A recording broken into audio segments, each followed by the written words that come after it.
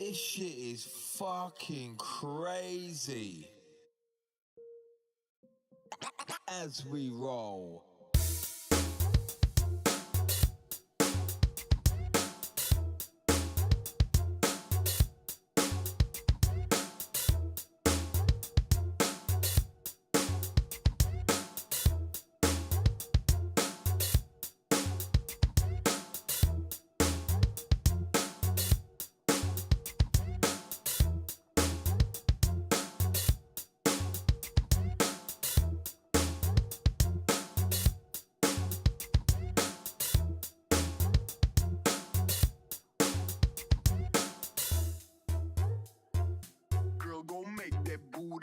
Like you the baddest. Let's do this.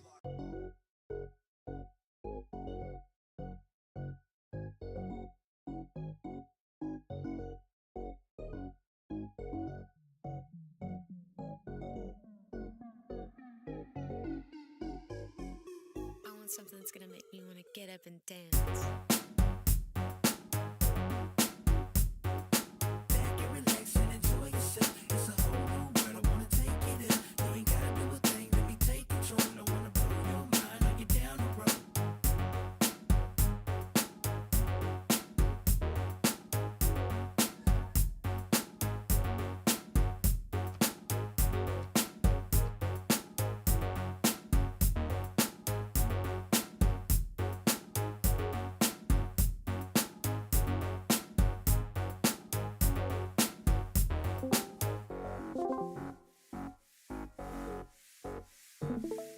Brain's gonna slay everything in the way in this game that we play where my heart is.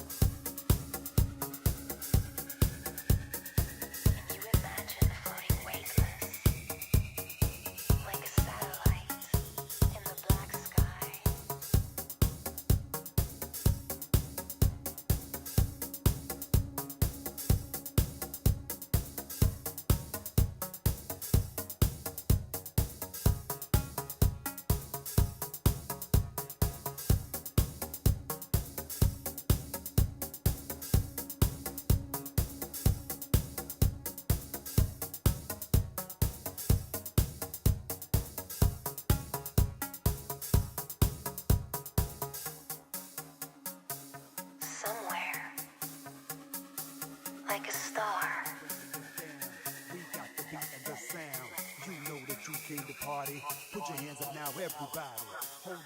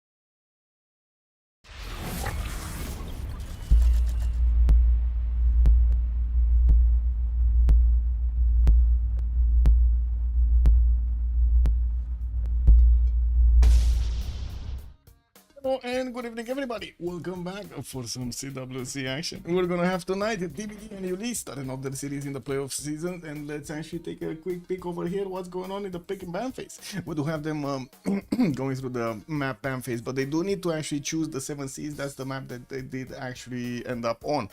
We're gonna need to see what kind of Civs they're gonna pick. We do have Ulyss on the left side, TBD on the right, and I do want to say hello to everybody in the meantime. Adam the Engineer, good evening, sir, and welcome. I did see also Asabon. Hello there, sir, good evening, good evening.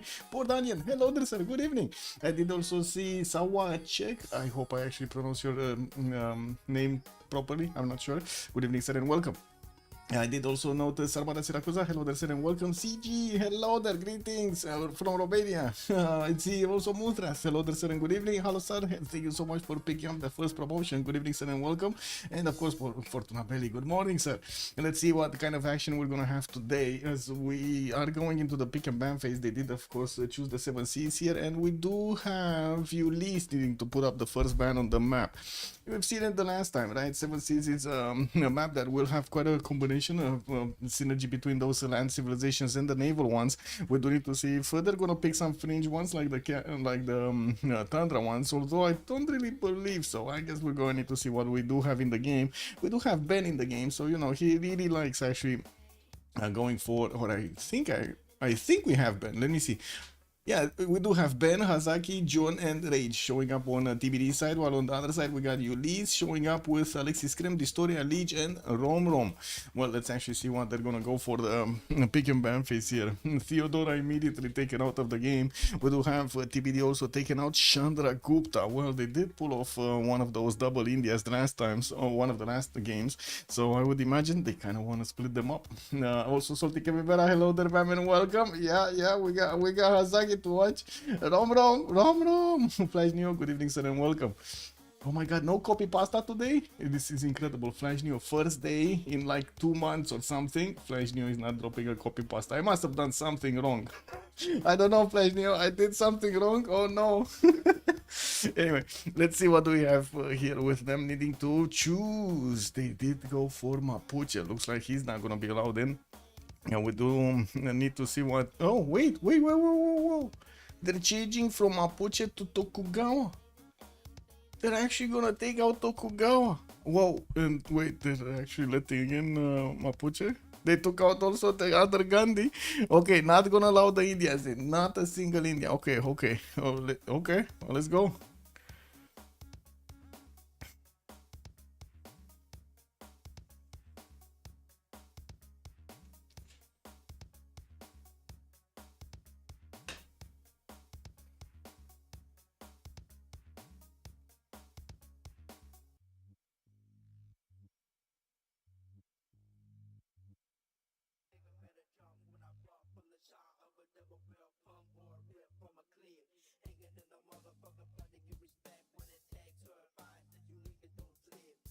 Taking some time over here to put the ban on the map, to put the ban on the table. Anyway, I'm pretty sure we're gonna see quite a few coastal civilizations being taken out. There are a lot of them that are gonna have quite a bit of good tempo over there. We do need to see if they're gonna also take out the pony civs. Looks like Mapuche didn't get out of this. He's still getting into the ban phase. He's being kept at the door. I just wanted to paste down some random bullshit chat, write down some good copy pasta. Yeah, we need some good copy pasta over here. Flash Neo needs some material.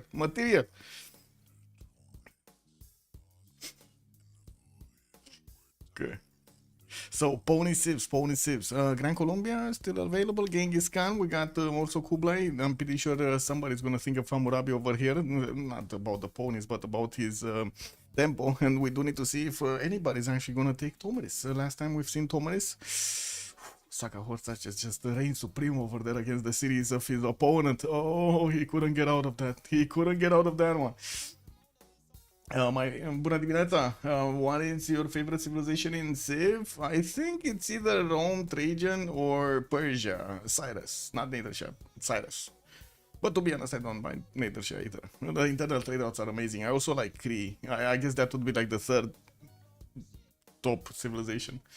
Coupe, not yet, but I do see Basil the second did get taken out by TBD, and they will take out Shaka. They're not gonna allow in those early cores over here. We still have both Romes, which is kind of surprising. Last time we've seen in the games, they did take out Rome region immediately. They kind of ignored Julius. It doesn't seem like he's actually, you know, getting into that many games over here. But to be honest, we haven't seen that full land maps in some time, in some games. Rome is the most based Civ. Yeah, I think so. I think so. A lot of the times on this map, we're gonna see Hungary being picked up for that city-state control, and we've seen how much damage it can do, or I should say how much influence it can have on the map. Wouldn't be surprised if we're gonna see it today. Now, also, yes, the last game, I think we were wondering why Coupe got picked up first instead of other civilizations there.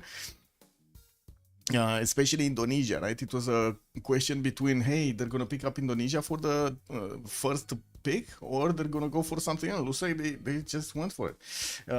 It's good that Civilization 7 came out and Pharisees didn't have time to make 4 more Englands, that we could watch the 4 versus 4 England match. Yeah. Genghis, they're gonna take out Genghis Khan, Mongolia. They did time out the choice over here, but they did write it into the chat, in the chat's box. Oh well.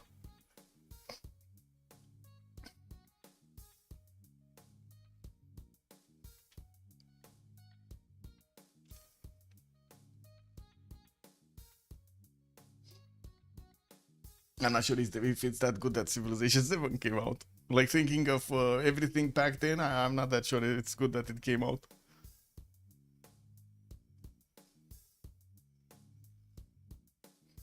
Indonesia is this time gonna be banned. They're not gonna allow them. Also, Flash New was saying, as I wrote earlier, patching Civ 7 is absolutely looks like the galvanization of the corpse. Yeah, basically. Yeah, you're not wrong, man. Oh wow. They did make a lump, Flash Neo. We gotta give him that, man. We gotta give him that. They made the lump. Look, you see, there's a lump over here. A little lump, but there's a lump. Look at that. They actually went back to 11,900. I guess they called 911. That's. I think the players actually called 911 over here. They were like, "Whoa! Wait a second, what are these guys doing?" Anyway. We do have another ban here from TBD, and we do need to see what the Ulyss's first pick is gonna look like. Now Civ 7 is coming to Civ 4 in activity. Yeah, basically Civ 4 is beating Civ 7. Yeah, I mean, you know, a higher number doesn't always mean a better number, no? It is what it is. Okay, Ethiopia also gonna be taken out by TBD. Actually, interesting. Because usually they're the one picking it, not Team Ulyss. But anyway, I guess it is what it is. Wouldn't really say Ethiopia would be a bannable Civ here. But anyway, Hungary is going to be banned on the side of Ulyss. We do need to see how TBD is going to react to this. Of course, with Hungary in the game, they're going to have city-state control. And we will need to see if they're going to manage to actually levy those units and have the adjacency, the proximity to their opponents to actually take them down. Or a city or two. Get some pillages going. Anything, right? Anything you can do with the units, it's a good thing. Spain, pain. The pain train. Okay. Well, Spain definitely a lot of the times does look good in the game. Is it actually going to be picked up, or they're considering it? Because it kind of looks like they're just considering it. I think I need to do this. There we go.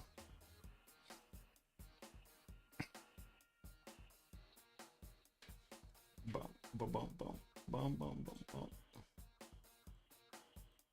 Click. Oh, good evening, sir, on YouTube. Hello there, papas. Do need to pop out this chat because I don't see it. Click. There we go.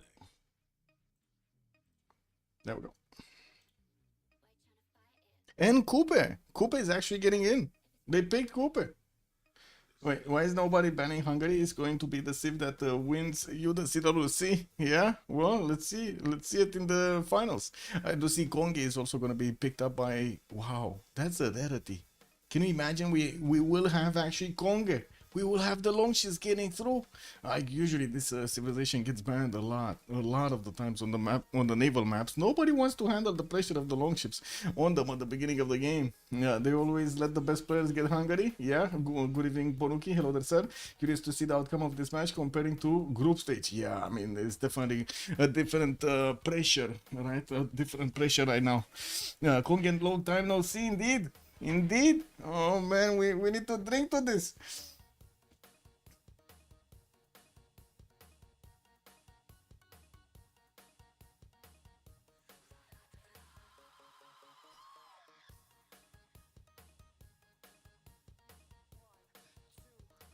Cleopatra Ptolemy gonna be taken out by TBD. Well. And Uzetian by Ulyss. They're not gonna allow in those early spies over there. Well, definitely makes sense. We've seen it multiple times how Uzetian just stomps his opponent before his opponent can actually do anything about it. Well, 2 more bans to go. TBD is gonna need to put it at last on the board here, and then Ulyss is gonna have also the choice of getting the last one, the last ban. They already picked up 2 naval civilizations on the side of TBD. On the other side, Ulyss does have the land civilization Hungary with Kongi also on the coast. So I'm guessing we will need to see another coastal from Ulyss, and then we're gonna have another land civ. While on the other side, TBD is probably gonna go for 2 lands, but I guess we'll see. Kongi, long time no see. France Black Queen going to get picked. Where is it? Mustras, you're seeing into the future over here. Are they actually gonna pick Catherine de Medici? The Black Queen? Ooh.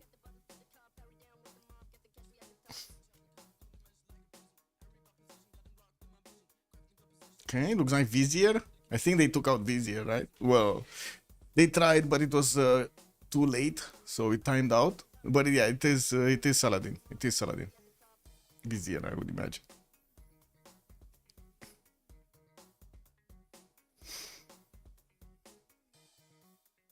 It got banned. It got banned, Musrat. They banned her. No, Catherine de Medici, the Black Queen. They were like, nope, you're not allowed. Not allowed. Mm-mm. 0 Englands. Well, they do have 4 more choices to go, but I gotta say it is kind of surprising that they didn't take out a single England in the ban phase. Like we got Age of Steam, Age of Empire, Eleanor, Elizabeth. Oh my God, so many Englands. So many Englands.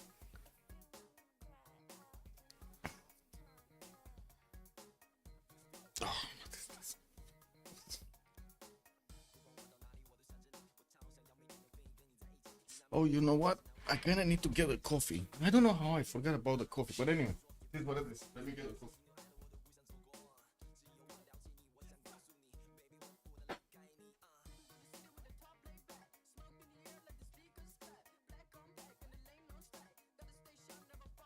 Hey, we got Teddy the Rough Rider getting into the game over here with this awesome hat. Okay. Well, let's see if the Rough Riders are actually gonna be playing on the hills tonight. We got a 2-2 split. Yeah, we might see a 2-2 split here. So land civilization on the side of TBD. We're expecting another one. Ulyss does need to pick a one kind. Or maybe they're gonna go for a Tundra save. Ooh. Is anybody gonna pick Russia? I mean, I could definitely see Russia on the side of TBD. Last choice over there. You know, especially if Ulyss are not gonna go for any kind of defending on the culture victory. Ooh. It's been a while. It's been a long time actually since we've seen Peter getting a culture victory. Wouldn't really keep my hopes up, but there we have it. We got our own Trajan being picked up by Ulyss. Always a good choice over here. Go, I need to see what Trajan is gonna have to do with his legions and if he's gonna have a target. Although, well, he's not really like Julius.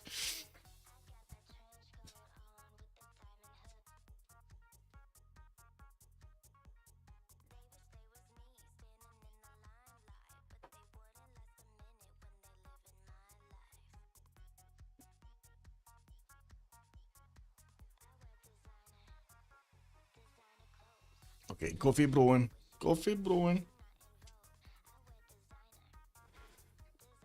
Who's gonna think about Russia on Ulyss? Really? On Ulyss? Interesting.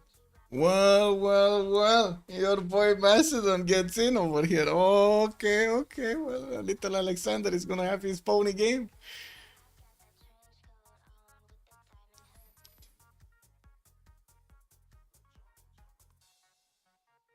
Yeah, exactly. Your boy Alexander over there is getting through.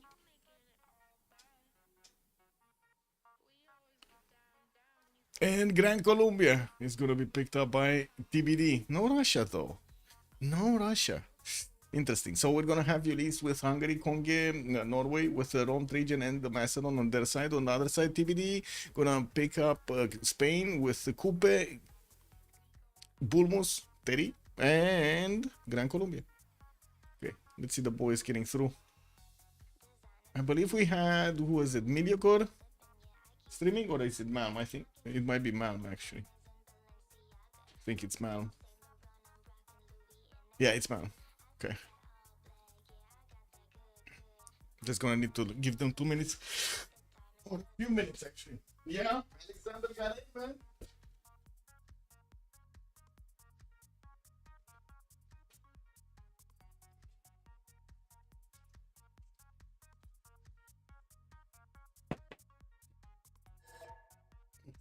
Support Alexander for the military victory, exactly.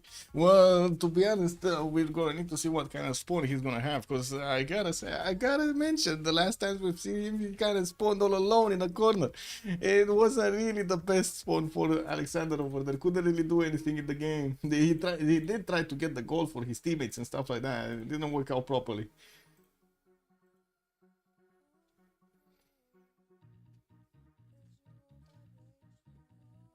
Wait, are they all picking Matthias Corvinus here? When Alexander has no goal, only the path. Yeah, no left, no right. Just keep moving forward.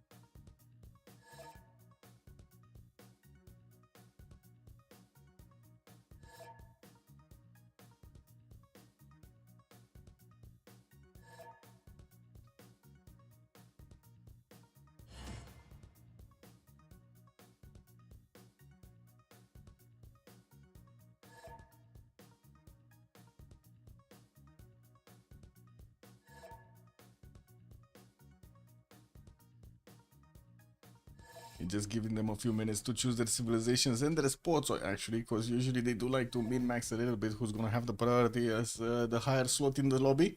And we do see Coupe did get picked up on the second slot. Liege, we don't know actually who's gonna be here, because I think they do need to switch. Who's team 1 actually? I don't know who's team 1 and team 2. Anyway, hello Takishlev, good evening sir and welcome. Vive la France! Conge for the win. Umfo, good evening, sir. Also welcome. Yeah, we'll see. I gotta say, I'm actually quite curious if Conge is gonna have a target. Really cool to see those longboats. It's been a while. It's been a long time actually since we've seen Conge in the game. It looks like it's gonna be played by Alexis Kremp. Oh, I see. So Ulyss is team 1. Got it. So I see. Rage switch with Liege. Liege is gonna go for Trajan on the top slot with Trajan.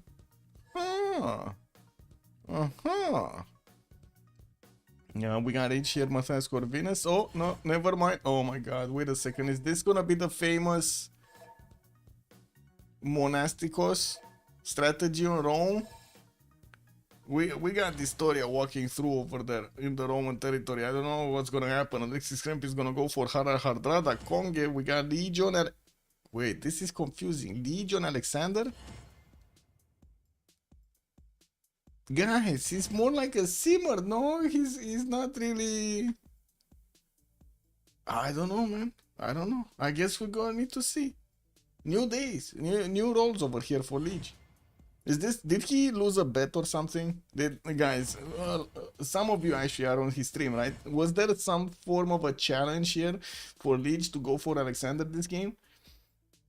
The Grand War Chronicles. Let's go left. We go left. We go left. Yeah.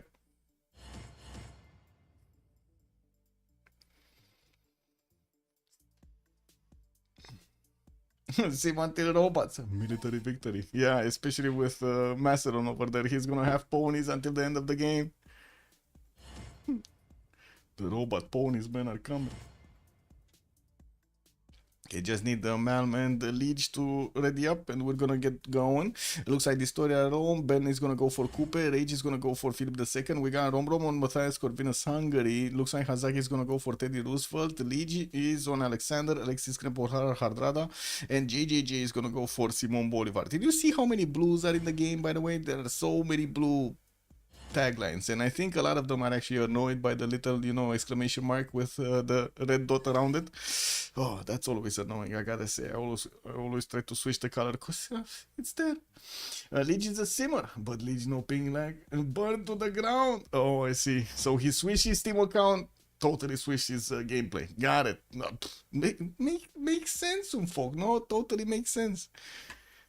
It's like you change your clothes, you totally change your behavior. It makes sense. It's generally a good idea. How much work does science give Alexander for their construction? Oh, you mean for the training of ponies? Yeah, he's getting a lot of science from that. A lot of it. A lot of it. Sadly, the name Liege no ping lag does not guarantee Liege an actual zero ping gameplay. Yeah, true. True. Robots are very scary and very expensive also. Hazagi, long time no see. True. We haven't been seeing that many TBD games. We've got lucky with a few of them, but we haven't seen a lot of them. This is what it is. Oh, Liege broke a glass. Party time. You know, is it in Greece when you go party, you just smash dishes? I guess he's doing the same thing over there. Just pop, party time. Yeah. Why is that, by the way? Why do the Greeks actually just smash dishes? Does anybody know? What's the dish smashing? Wait, is this? I need to put it here. Let's see this. This dish smashing Greek tradition. Oh my god, I hope it's not some +18 stuff. In the Greek culture, breaking plates is a tradition of 10 associated with of 10? Oh, often associated with expressing joy and warding off bad luck. Oh my god, I see. So that's why you smash dishes. I see. So you see, Legion's using some magical voodoo over here. You know, it happens. He just broke a glass, so he doesn't have bad luck in the game. Particularly at weddings and celebrations. Wait, is this a wedding or a celebration? I don't know what's happening over the religious home. It symbolizes a new beginning, the discarding of the old, and can be a way to press overwhelming happiness. Oh my god, he's pressing overwhelming happiness, man. Andrea, good evening, son. And also, it's a general European tradition? No, not really. Or at least we don't have it here in Romania. I never heard of it in France or something. But yeah, if you do it in Germany, it makes sense. It is what it is. Legion's playing Alexander. Exactly. Like this is, you know, discarding the old Legion, the simmered Legion. Now we know. And can we a way to express overwhelming happiness? Oh my god, he's gonna smash everything. Yeah, that's what he's trying to say. If you've witnessed the accelerating tradition of plate smashing. Oh my god, man, look at these guys. Wait, we're loading it to the game also, but I want to see this. Yeah, this is how you do it, guys. This is how you ward off luck. Yeah, exactly. Yeah, just smash all the dishes. Who cares? My god. Yeah. In German, it's called Polterabend. Polterabend. Okay, interesting. I don't think I've been to one event that were on purpose actually smashing stuff. This is what it is. Where did my vote? Yeah, true. Bordaniel, thank you for keeping me on my toes. Let me actually see how many remaps. 0, 1, 2. Start the submission. Let's get it going. That's a waste of effort. The dish makers, no offense. What do you mean Moondraft has more money for them? Well, Moondraft, you're taking it the other way. They need to make new dishes, no? So more money. Yeah, they get more market out of it. What do you mean? Anyway, I think we were talking about going left, if I remember correctly, right? One of you said we're going left, if I hope. Let me see. Oh, John, baby, bobo. I don't see it. But anyway, I'm gonna go with my memory, and I'm pretty sure it was going left. Anyway, let's see. JJJ. Where is JJJ? Oh, we got Bogota over here. It looks like he's gonna have his mountains next to him. Chocolate Hills on the right side. That's a good second setter. He's also gonna have access to the coast. On this coast, it's gonna be Nidaros. That's gonna be one of his opponents. I'm pretty sure he's not actually gonna want to settle, you know, on the coast. We do have him also with river southwest, 232 bananas to the western side that he's definitely seeing right now. Yeah, right setter to the southeast to get next to those dice tiles to get some extra faith from. And I do want to check his north if there is any opponent. No, he's gonna have all of this territory to the western side and to the northeast to try to get some settles on. And it looks like he's also gonna have Madrid here to the southeast. My god, this is gonna be beautiful, guys. This is gonna be beautiful. We got Conge, same coast as Madrid. They're gonna duke each other to the death over here with the long ships coming through. Anyway, let's take a look at Hazagi. Where is Hazagi? We got the big boy over here. Washington is gonna get his scout out in 310s. Looks like he's gonna have another settle to the north, but unfortunately it's kind of, you know, in between mountains there. Another one northwest next to those fertiles, and I do see he's gonna have some rivers spanning towards the south over here to get probably an extra city, because I don't really see how he's gonna get the second one. Anyway, western side, definitely multiple rivers towards Madrid. That is gonna be one of his allies, and I would imagine Madrid is gonna get a coast towards the get a setter towards the south here, so he can set up some coastal trade routes with Washington. Of course, in the north we do have Nidaros for him to try to go against, so he can take a little bit of pressure off of Spain. And we do have also Buda over here. That's going to be one of the allies of Nidaros. Definitely we do need to see how they're going to set up their cities and what kind of land they're going to actually grab. Also, wait a second, Sabon, even in ancient times, at Slavic weddings, the bride and groom beat the dishes for luck. This was how they protected themselves from the evil eye of corruption. Interesting. I went to one Polterabend when I was a kid. It's a celebration before a wedding where you invite neighbors and folks that didn't get an actual wedding invitation. Really? It's become a rare thing these days. Most couples only do the actual wedding, but the disc smashing was awesome. Yeah, I can imagine. Just so many sounds over it. Bam, bam, bam. Broken glass everywhere. Yeah, that's kind of nasty, man. That's kind of nasty. Anyway, now let's see Philip II here. Give me a second.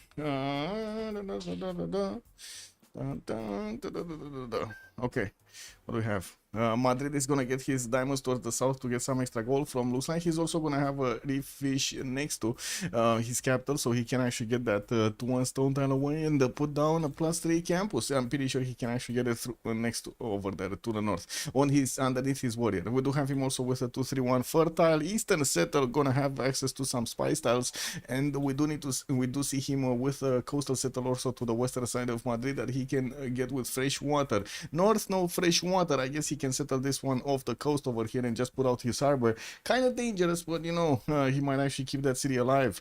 We do have him also with Matterhorn towards the south to get a settle on that geothermal, benefits some a little bit of extra culture. I wouldn't really say it's that much.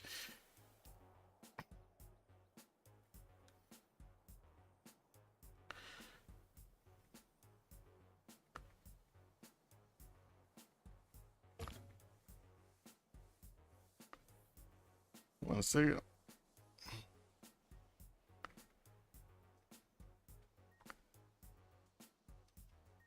Okay. There we go. Okay.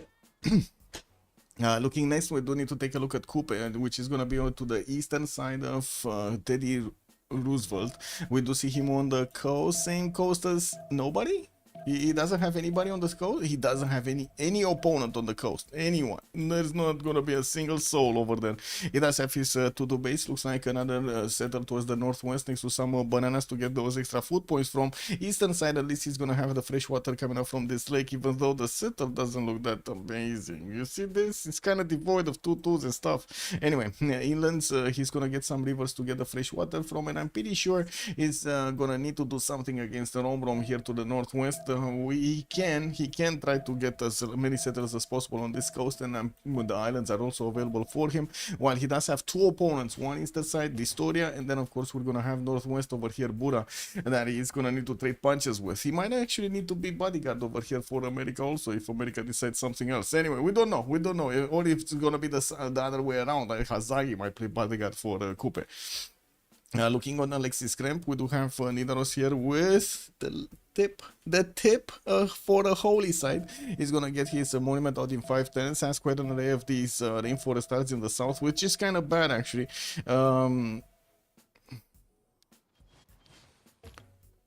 Because, well, he's gonna need bronze working to actually get these chopped. No, it's kind of bad. It smells fishy to me. We do have him also benefiting from some cocotiles and getting some extra gold from. Looks like he's not gonna have that much fresh water on the coast. I guess he does have this lake over here and this one towards the north, and that's about it. That is about it. Very close proximity to Madrid to get those actions going, and we definitely need to see how quickly he can actually get the longboats in the game. Alexander, we do have him actually to the southwest of Gran Colombia. It looks like he's going to benefit from a deer tile in the capital, quite a few tutus, Fountain of Youth eastern side that he can settle directly on to, and I do see him starting to scout out towards the north.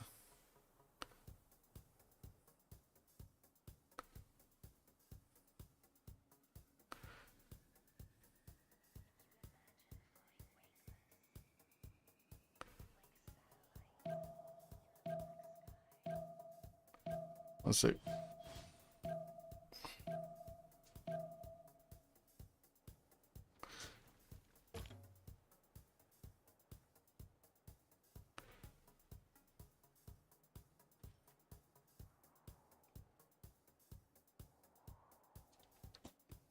Okay. We do have Rome on the western side. That's going to be one of Liege's allies, and we do need to see if they're going to get some coastal trade routes going. Since we do have Coupe on the same seas, these might actually get interacted with over here.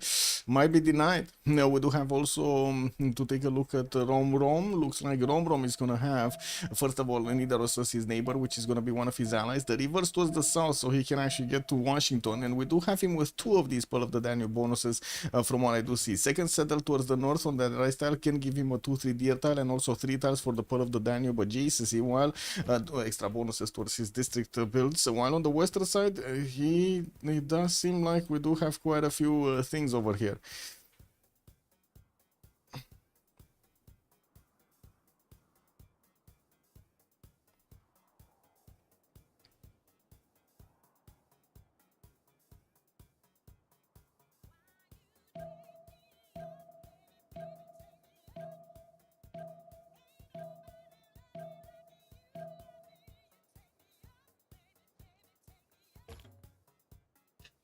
Buddha is gonna get his settler out next turn. He will get scouted out by Maori quite quickly. We're 10-9, so they will need to actually get their choices on the board here if they do want to use the remap token or not.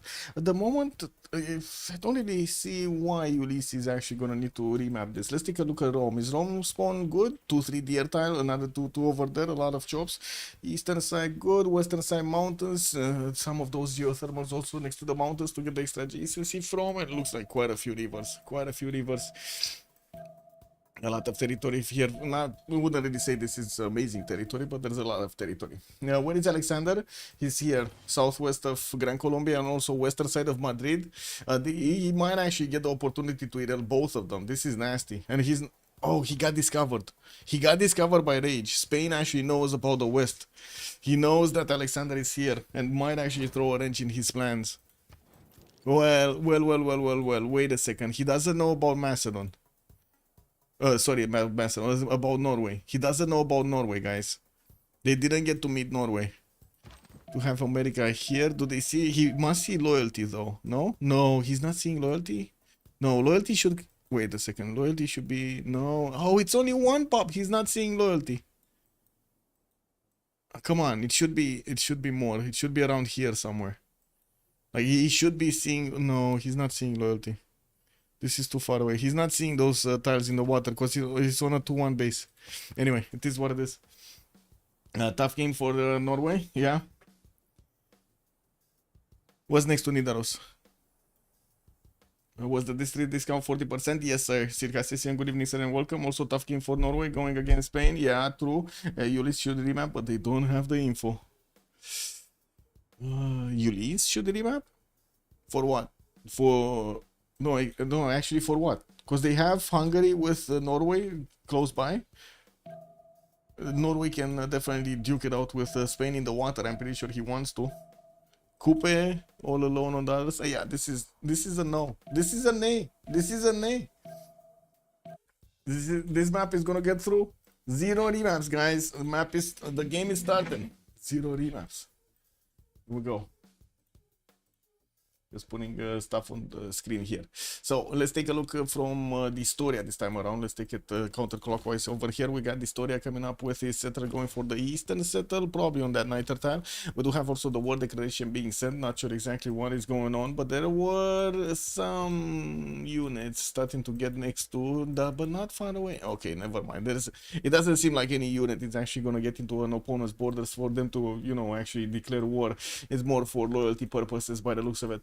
We do have the third settler from Rome also coming up in 5/10. Looks like there will be an iron tile here in the first ring with a horse tile in the second one towards the west. While he does have quite a few of these rivers going around here. Okay, well, let's take a look next. Hungary, Matthias Corvinus. We do have him moving towards the south with his initial settle. And I'm actually curious, where is he gonna go? 2-1 forest or the cold tile? I'm guessing 2-1 forest, so he can get at least 2 tiles over there for his Pearl of the Danube. On the cold tile, 0 tiles available.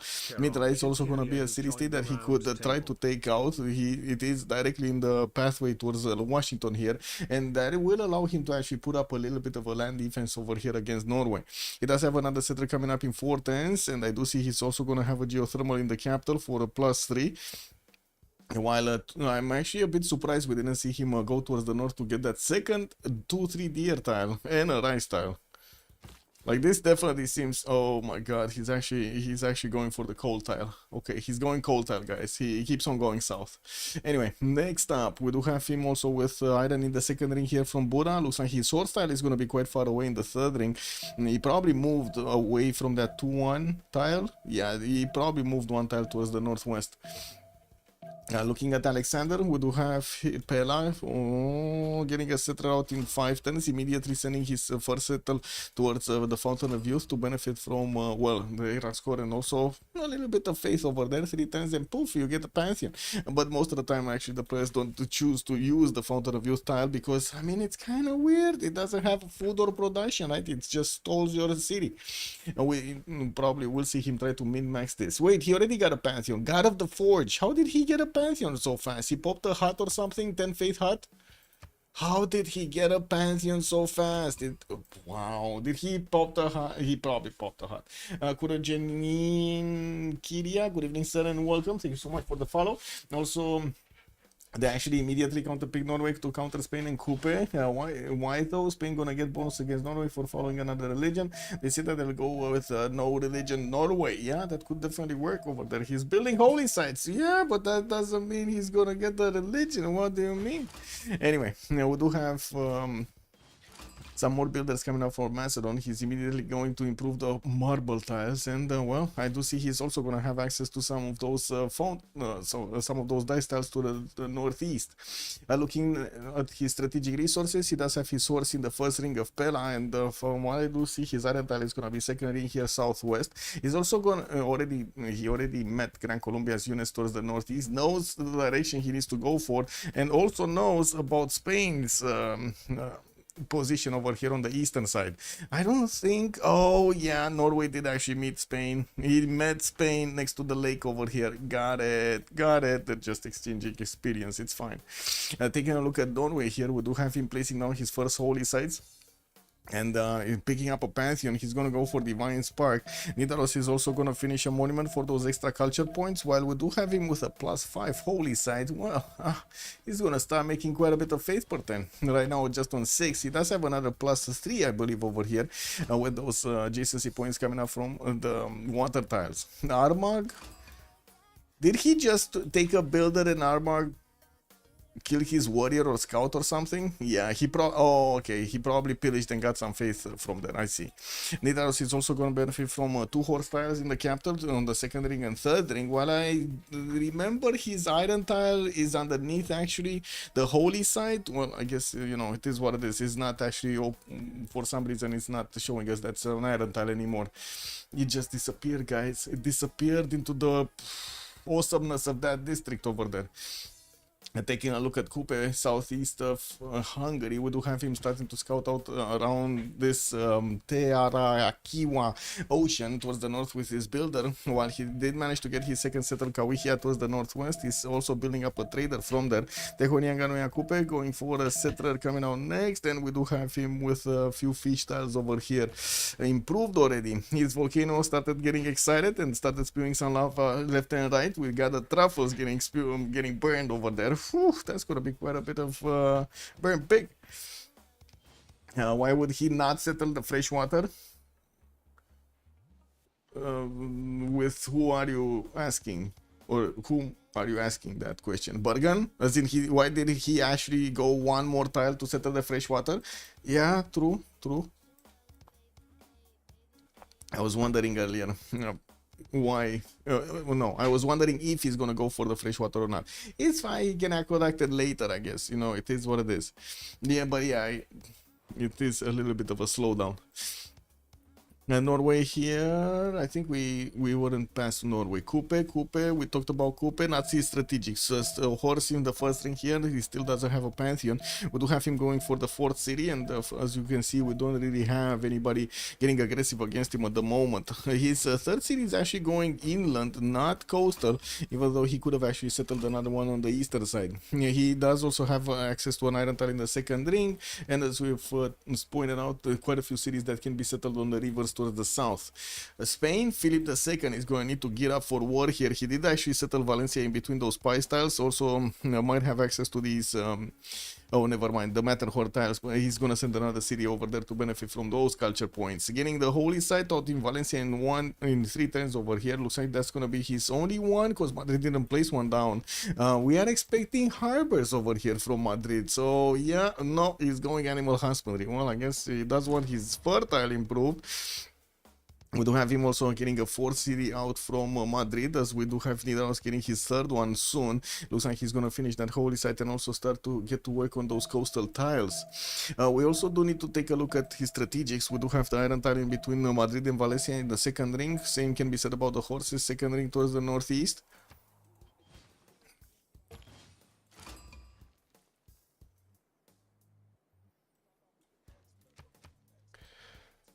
Oh.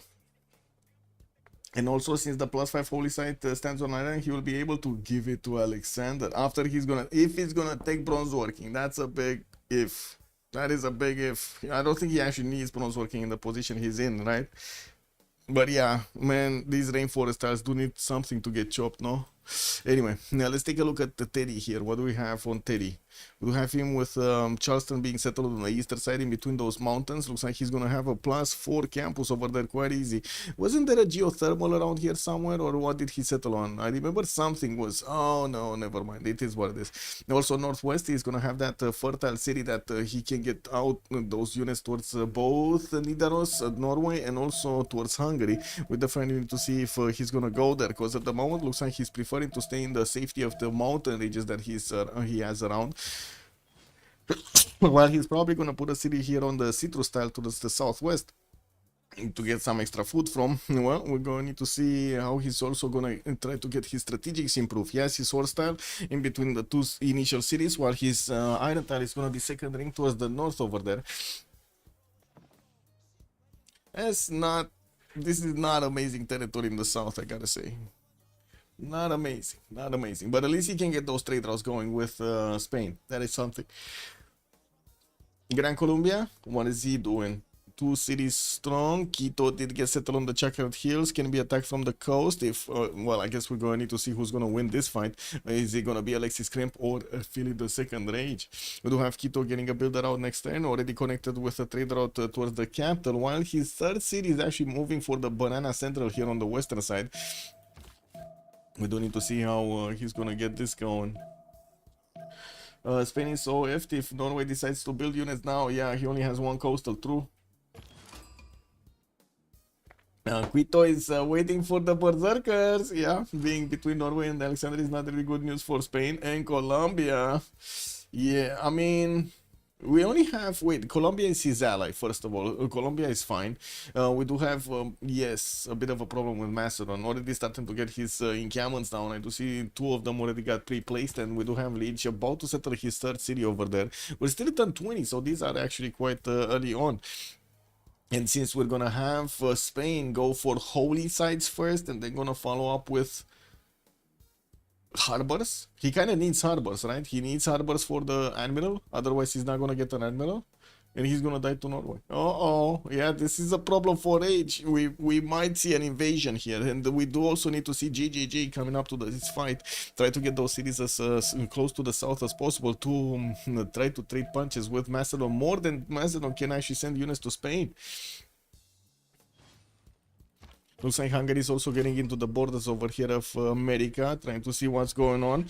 Traders are coming out from Washington.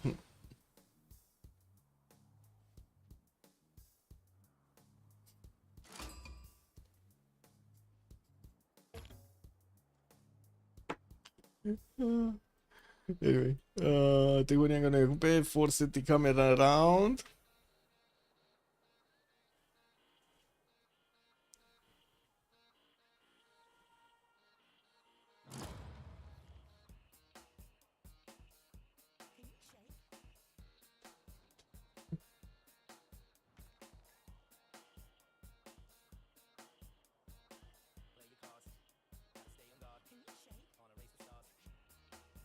Thank you. Yeah, yep. And the engineer also. Not sure why TBD didn't remap if Spain's role is going bronze after meeting Alex. Oh my god, he's actually going bronze. He's. You're right. He's actually going bronze over here.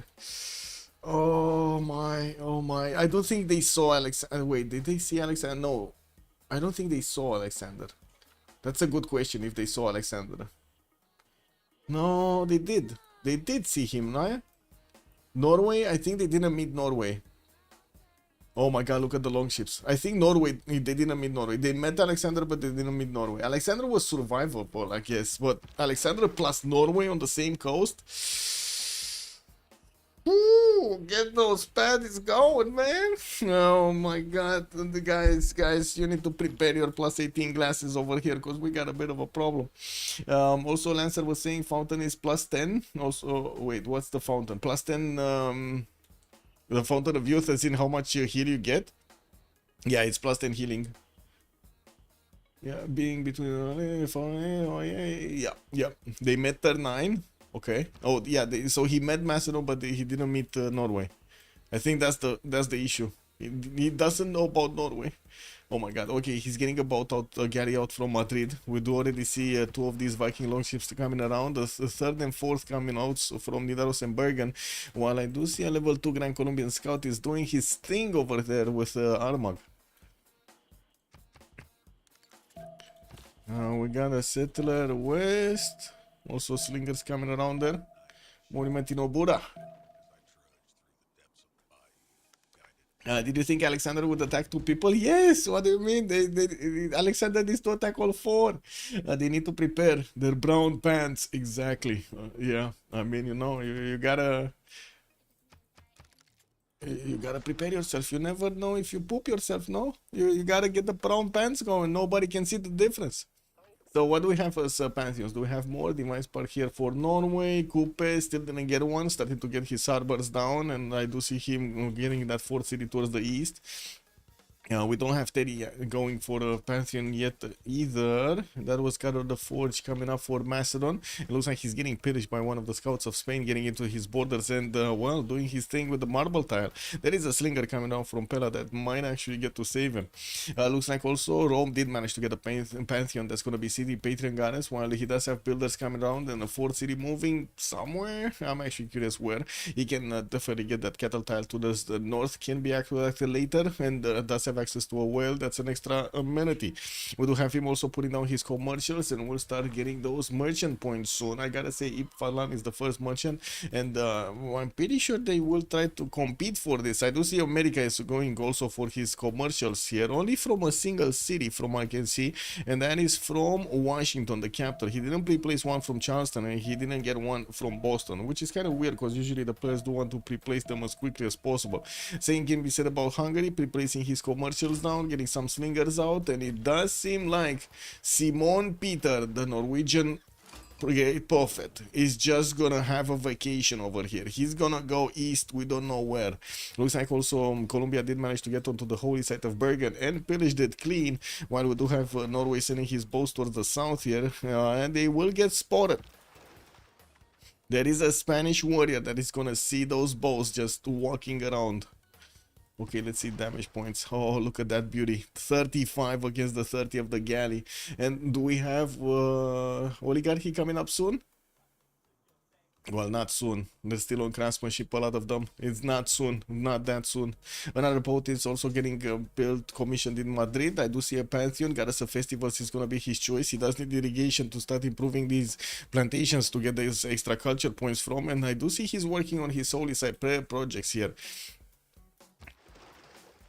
Now, this is nasty. This is really nasty. What they did to Spain over here is really nasty. So Spain just gave up on a district slot for a possible religion so he can get a +3 against his opponent from the Spanish bonus. But then his opponent didn't actually get a religion. But still, Spain actually got this holy site down. He needs to transform this into some form of bonus. I would imagine he's going to go for something like Defender of the Faith to try to get those extra +3 on the defense, right? Adam Initiation Knights would have been better. Yes, I believe so. I believe so.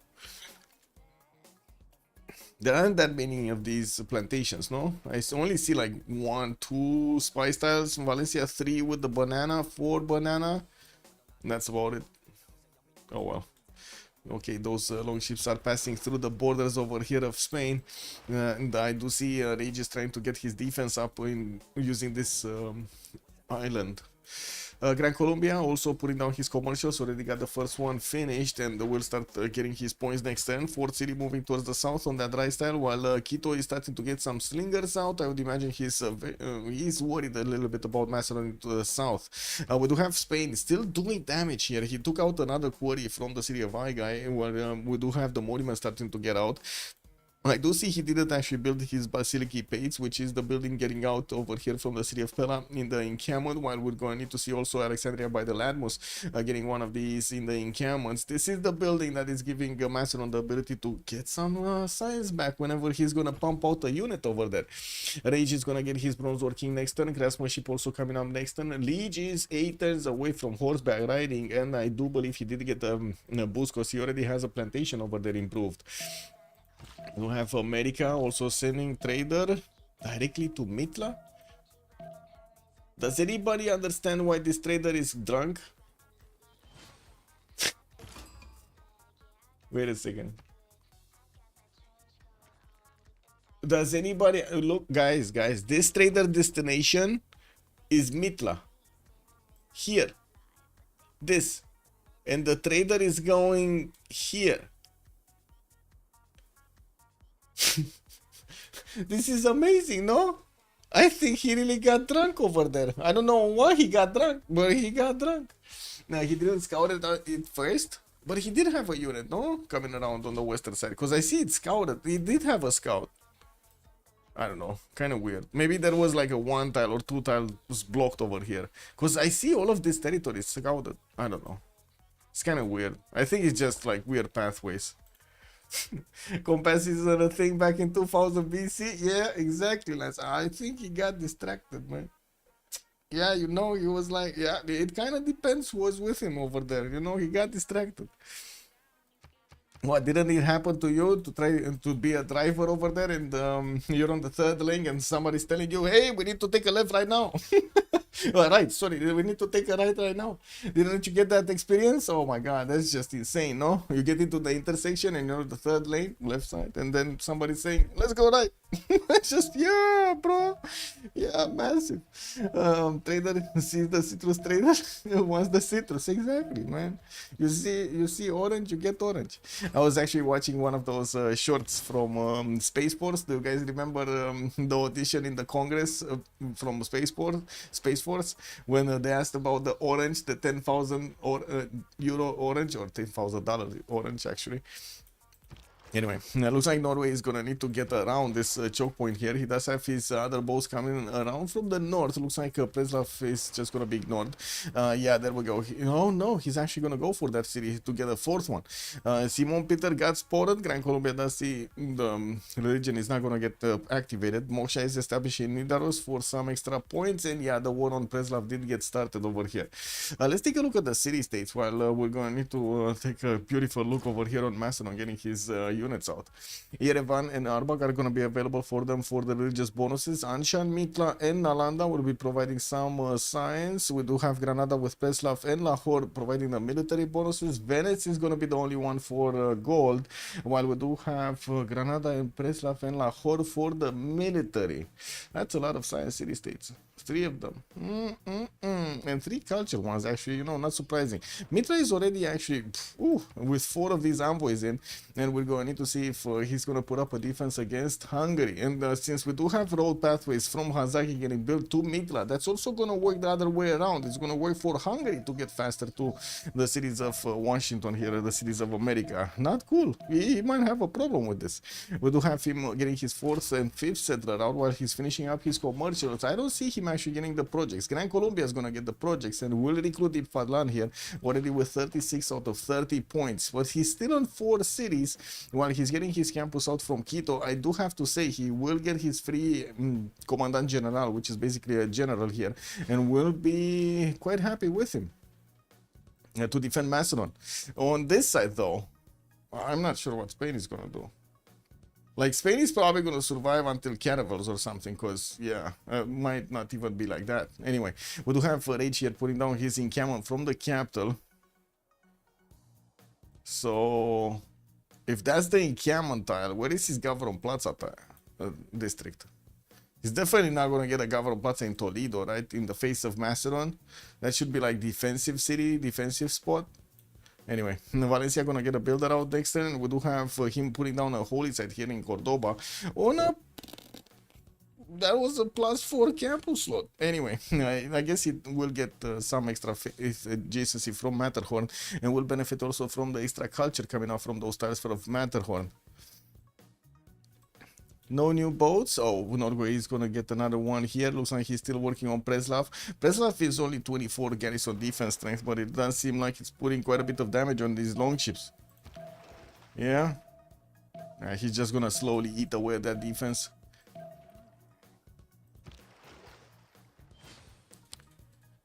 Okay, what do you think? She should have put more pressure on Rage?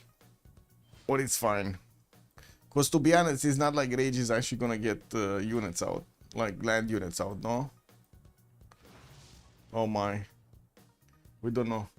Which mod allows you to see the strategic resources revealed by your teammates? Strategic resource visibility, actually, I believe it's called. Wait a second. Yeah, team resource visibility sharing, sorry. Team resource visibility sharing. That's the name of the mod. What religion did Spain get? Let's see, Buddhism. Yeah, he went for Defender of the Faith to get an extra +3. Also, shrines and temples, and I do have to say he didn't actually spread his religion in Madrid or Toledo, because, yeah, he didn't have that. He didn't have the holy site in there. We do have him getting that encampment training project in 2 turns, while Macedon is already starting to make 4 great general points a turn. Well, we gotta see. We gotta see how this is, how they're gonna split it up. What religion did Spain get? I did answer that one. Trader sees citrus. Okay, yeah, this trader is definitely drunk, by the way, going towards Mitla. It's just going all out of the way over here. I was like getting commercials now, commercials, and we do have a settler from Charleston in 4 turns here. Whoa. That's a lot of bips and boops. What? Why am I? Oh. Oh. I see. That's amazing, actually. Okay, sorry. I'm getting...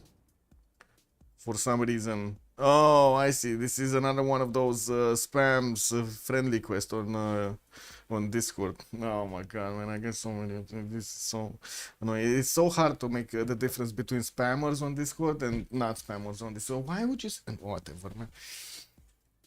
Anyway, we do have Government Plaza coming up in Tehonian Ganuyakupe, and I do see more traders from Kayapu and Kawi here to connect to the capital. He already had the first one getting out. Archers are also going to need to get out so he can fend off the attacks on his pigs there.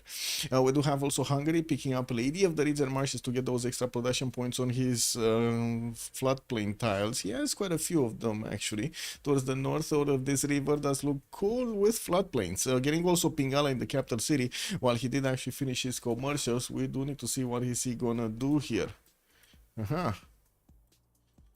Okay, Preslav still getting eaten. We do have this boat retreating, not sure why. And whoa, I see why. Oh my god, he actually got in, boys. He got in. Wait a second. They can do the damage? Oh, yes and no. I mean, this long FGP is gonna get a promotion, no? Oh my god. Double slammy, the double slammy, but this one, oh, this one is gonna die. It's just gonna, oh no, deep water coming out, and another longship coming through. Only three galleys against 3 longships, and 2 more longships are coming through, while we do have Preslav getting a little bit of reinforcement over here. A new Viking longship is coming through. Looks like the gods have decided also to get some forest fire in the city of Bergen. So the Viking longships, well, we're going to need to see if they're going to get more production points over there from the fertility. Macedon still finishing up his Basiliki Page and did recruit the first general there in the city of Pella. And let me actually close off this, ignore this. I have no idea why would you actually send me, like, anyway, this is what it is.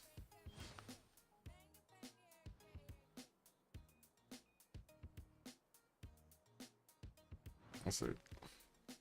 How do I...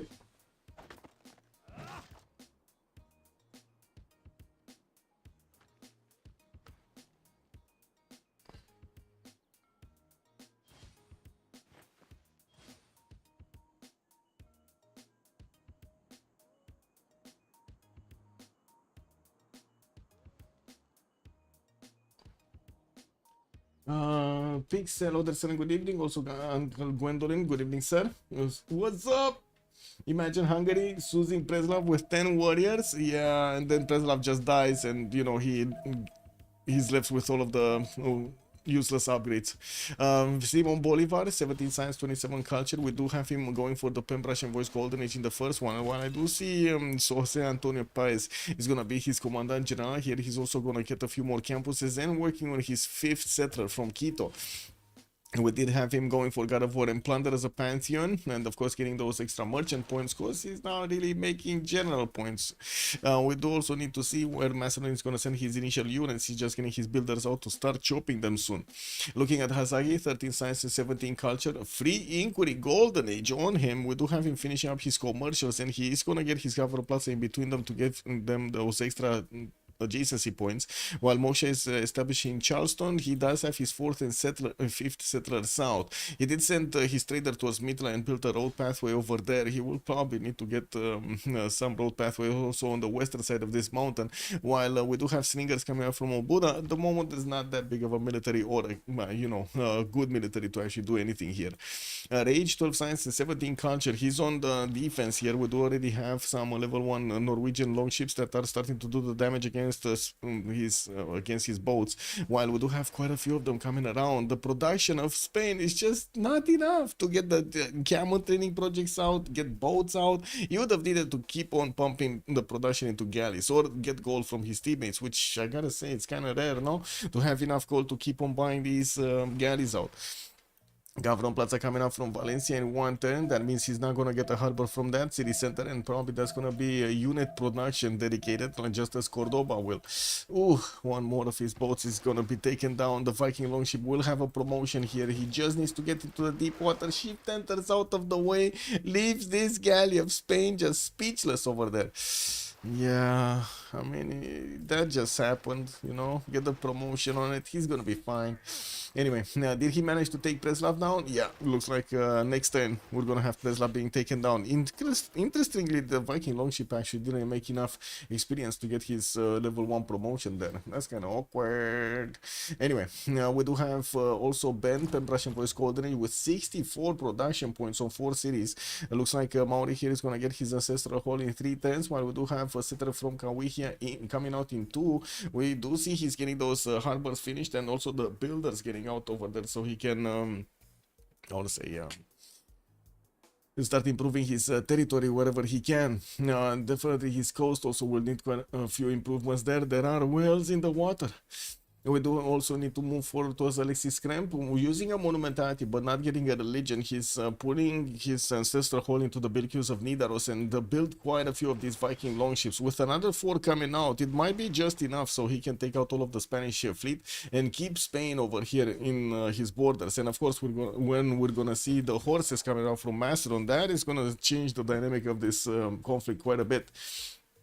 Now we do also see Alexis Kremp is gonna get an encampment out from Ski, and he does have the unique unit, the Berserker, that can be used against anyone on land. An ally on the eastern side, Matthias Corvinus, while yes, he does have America in the south. I'm not sure he's gonna be worried against America. I don't think he's gonna be worried. I wouldn't be worried about America over here, especially with Hungary, with Rom so close to him. We do have him going for archery next, and also games and rec, while he's well, there we go. He just got the city of Preslav. Bam, bam, bam, bam. Oligarchy from both him and Spain here, while he did get his level 1 longships. These are gonna be painful. This is going to be painful. Sandorios, good evening, sir, and welcome. We didn't really have that much action going around, and also Echo Supreme is correct. We should actually put something else for the prediction. Who will conquer the first city? I would imagine it's kind of going to be Toledo, the first city that's going to be conquered, but yeah. Predict Rage's mood. Yeah. Using their prophet to preach Irel war, that is the way. Yeah, I guess, you know, kamikaze. Anyway, let's take a look on the next ones. Alexander, right? We didn't check him out. Oh, there we go. We got the ponies coming out. The unicorns are coming out from Macedon.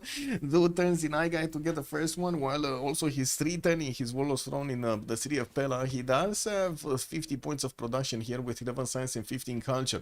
Moshe establishing Pella for those culture points, while I do see he's also plugging in Magnesine Alexandria by the Ladmus, getting his Basilic pates going. Okay, Gran Colombia coming in. Jose Antonio Paez is just giving a bit of extra movement, but that's about it. Anyway. Rom, Pen Russian Voice Coordinates, 18 Science and 24 Culture. Getting the first swordsman out from Bura. Not going for ponies, he's going swordsman here. Looks like also returning his Warlord's Throne from Bura. He's gonna take his role serious to actually protect Norway from America, from the grasp of America. Also, campus coming out from Pest. That's only gonna be a +1 here. While, of course, we're going to need to see what is he gonna do in the other cities. We do have also 54 points of production on him and 42 gold points. That is a lot of gold. That's a lot of gold at this moment in time. And Historia also 18 science points with 29 culture on Rome. 4 cities, no units out. 5th and 6th settlers already getting built, and 7th. Wait a second. He got his 5th over here. 6th, 7th, and 8th are getting built. While he did actually also get a merchant that's going to be Coleus, and he's starting to be competitive with Zankian. Not really. 5.7 points versus the 6 point of Gran Colombia and 7 of Hungary. Looks like he's lagging behind here. Zankian is going to provide an extra trade capacity, very valuable for anyone. Hanging Gardens also getting built in the city of Setia, which he did settle on the coast and got access to those well tiles. While, yeah, he does have a lot of land, I would imagine he's going to keep on expanding towards the western side, getting into Coupe's face over here. Don't really think he's going to bother that much about the east on Alexander. Okay, first Setar is coming around. No more boats, guys. Zero boats. Zero boats on Spain. All of the boats died. Wait, the prediction is Chilbury versus FDLV? Oh my god, I messed up the prediction. I'm so sorry. Yeah, return the points, guys. Return the points. Start the prediction who will conquer the first city. I got distracted, man. That's what it is. I got cookies in my face. It is what it is. TBD versus Ulyss. There we go. That's what it is. You get distracted by cookies. Don't you get distracted by cookies? I get distracted by cookies. Just the smell of them. It looks like Leech is going for the classical Macedonian setup. Never seen him go for Alexander before too. I bet he's having a good time. Well, let's actually see. We got the first sources coming up from Spain, putting the defense on the city of Toledo, while Norway still can bonk against that city center. The ancient wars are going to come out in 9 turns, while Spain does have monumentality golden age. She does have the extra movement on the builder, so could easily get there. I got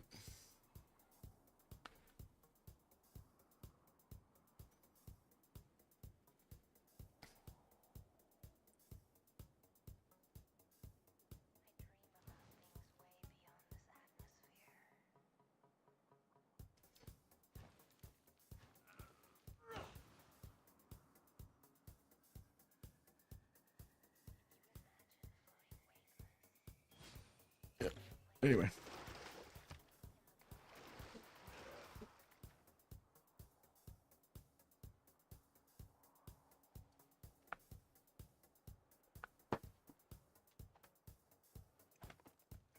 Returns Warlord's Throne. Yeah, I'm training projects coming out from Alexis Krem. Is he gonna want to follow this up with Berserkers against his neighbor here? I guess he is. Oh, wow, we got some fireworks somewhere.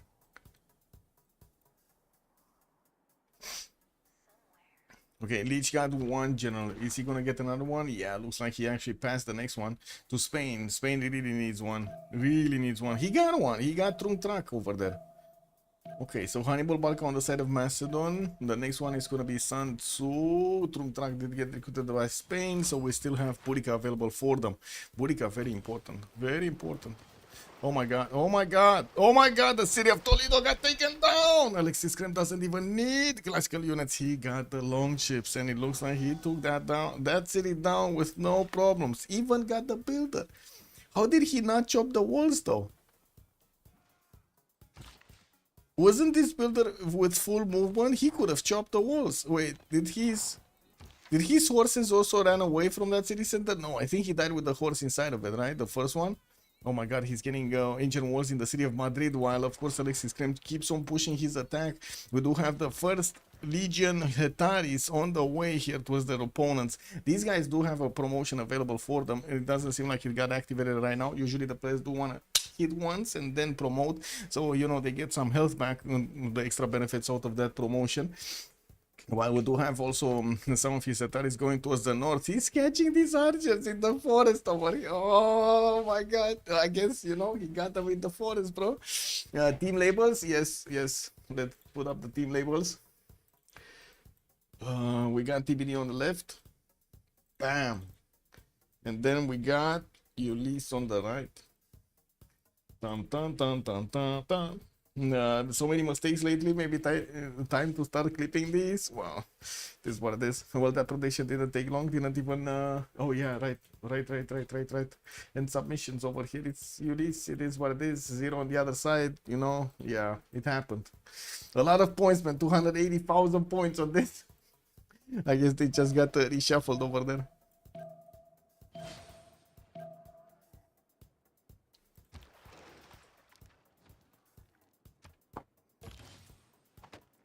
Okay. Oh, he didn't get the ancient walls.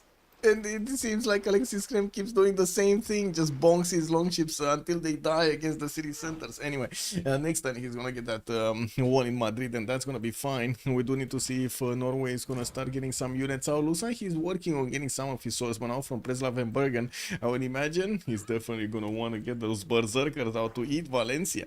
And it does seem like also Spain is gonna try to retake the city of Toledo, While we do have a Viking longship with a level 1 promotion in there, he does need to actually activate it and get the health back. There we go, just getting them out there, getting the promotions, getting the heals back. That's perfect. While of course we're gonna have Macedon also appearing with a general over here.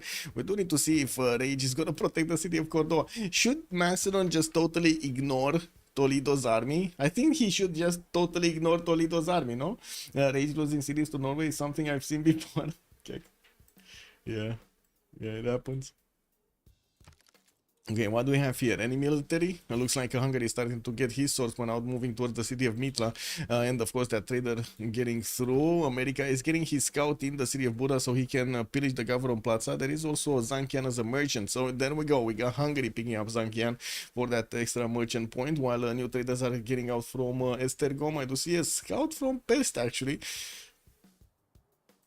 Probably wants to escort his settler moving towards the north. A bit surprising that Coupe didn't actually get a lot more cities out. Looks like Rome was a lot faster than him. We do have him just on 4 cities and starting to get some horses. Might actually be looking to take Granada on the east or Mohenjo-Daro in the south. No, I know what he's doing. He's actually trying to fend off the attack of Rome here coming against the city of Wakera. We got 2 of these swordsmen already levied from Mohenjo-Daro, 1 archer, and it does seem like one of the horses over here of Maori is in danger. Toledo did get retaken. Looks like the Spanish forces are staying out of the city's borders, which is just going to allow the Norwegian longships to do less damage against it and take it out quickly. I would still imagine Macedon is going to want to go against Lahore here. I think he declared war or something happened with Lahore declaring war. It got taken by Rage, seized by Rage. So yeah, it's putting a little bit of a defense over here. That's just going to give Lish the opportunity to get his free heals up and his promotions. It's not that bad. It's not that bad. Norway just raised that city now? You think he's just gonna raise Toledo? Not sure. Wait, did he just lose a boat into the... I guess that's also a strategy. There are quite a few Viking longships that can just eat away the borders of... the walls of Madrid, no? I don't know why he took it back immediately. He should.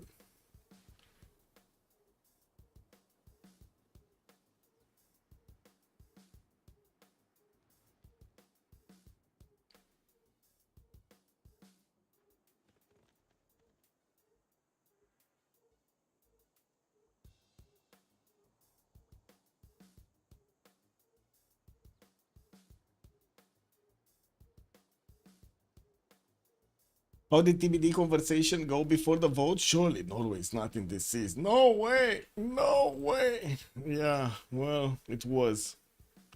It actually was.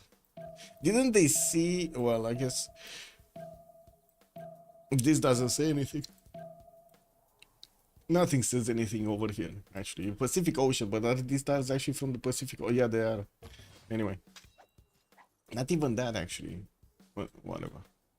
Magnus Obuda, swordsman, and also 4 settlers, another settler coming up from Pest. Doesn't seem like Rom is getting his military out that quickly, while we do have America getting also some units in New Orleans. We also do have Maori starting to get quite close from the east. Maori is sending his settlers in the water. We'll start getting these onto the tiles of the islands here, and it looks like he's starting to put down his theater squares for those mares. While I gotta say, most of the forest did get burned down by this volcano. He's also gonna send another city over here towards the inland on the cheap tile, getting to plug in Gavron Pingala in Wakera using Moshe in the capital, while he does have his swordsman coming out from the south here. Markets from America to get those trade routes, and I gotta say, America is this just my opinion that America kind of looks like he's kind of late over here? 37 science, 20 culture, only 4 cities. I don't see him getting new ones. Like at this point, I was expecting him to get new settlers out. 5 cities actually. He does have St. Louis also towards the northeast, towards Maori. He's just making a border over there so Hungary cannot get his units easily through. Macedon is starting to get through in the borders of Toledo, getting past these units of Lahore, while he's sending quite a few new Hetaris. Looks like he's also going to send a settler so he can get those up and running on the front line. He will get the opportunity to upgrade them into knights very, very quickly here. We do have him still with that 1 Hetari trying to do some damage over here against Gran Colombia, while Gran Colombia is also starting to get his units out. Looks like he's getting scouted by Norway, trying to figure out if there is some damage that he can do here. We got Gran Colombia also with units that can go against Preslav, while there is a swordsman coming off in 2 turns from that. It doesn't seem like he's gonna get to do that much damage there. 1, 2 swordsman and a general and a battery. Oh my, oh, 3. Oh my, how quickly is he gonna feudalism coming up in 4 turns, guys? How many times do you need to attack a walled city to take it? It really depends on what kind of strength you have and what kind of strength the city has. Like, there's so many variations of answers on that question. As long as it takes for the enemy to forget that Vikings are sailing towards them. Yeah. But I do have to say, I was expecting Liege over here to try to get to Cordoba. Looks like there were units ready to fend off the attack, since Lahore did actually spot these Hetaris. Well, Rage was ready. He was ready for them. What is Rome doing? Going for Colosseum. Rome did finish his Hanging Gardens from the city of Setia, getting those extra growth points and fertility points, and I do see he's also getting his settlers on the east and on the west, on the southern coast, while he has one from Antium going western side here. He's gonna get closer to Mauri, which is one of his opponents. We also do have him turning his entertainment complex from the capital city, and we do see there is a spot for a beautiful Colosseum over here, not to mention multiple theater squares that can be built afterwards. Starting to pre-place his so he can get the adjacency towards his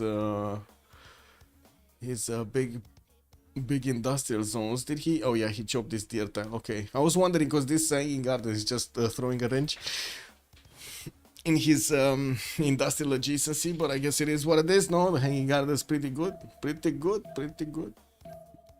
Okay, what do we have here? Is Lich just gonna go through?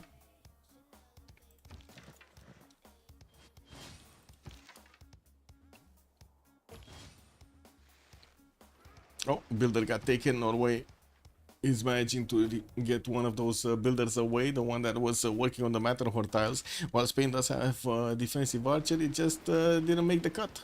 Now we do have Alexis Kremp. We're getting the upgrade button on the Berserkers. Predict still, we get a prediction. Okay. Go Supreme. I'm here. Who will win? Right? Oh my god. Who will win? There we go. Yeah, there we go. Start the prediction up. We got a prediction. Was England C game? Rage team didn't ban Norway Konge, then Rage picked Hojo. The other team picked Norway Konge and just spam both towards Kyoto. I mean, that's what that's literally what Norway does. We do have walls getting up in 3 turns here from Valencia, and it does seem like we're gonna have the Berserkers coming out through soon.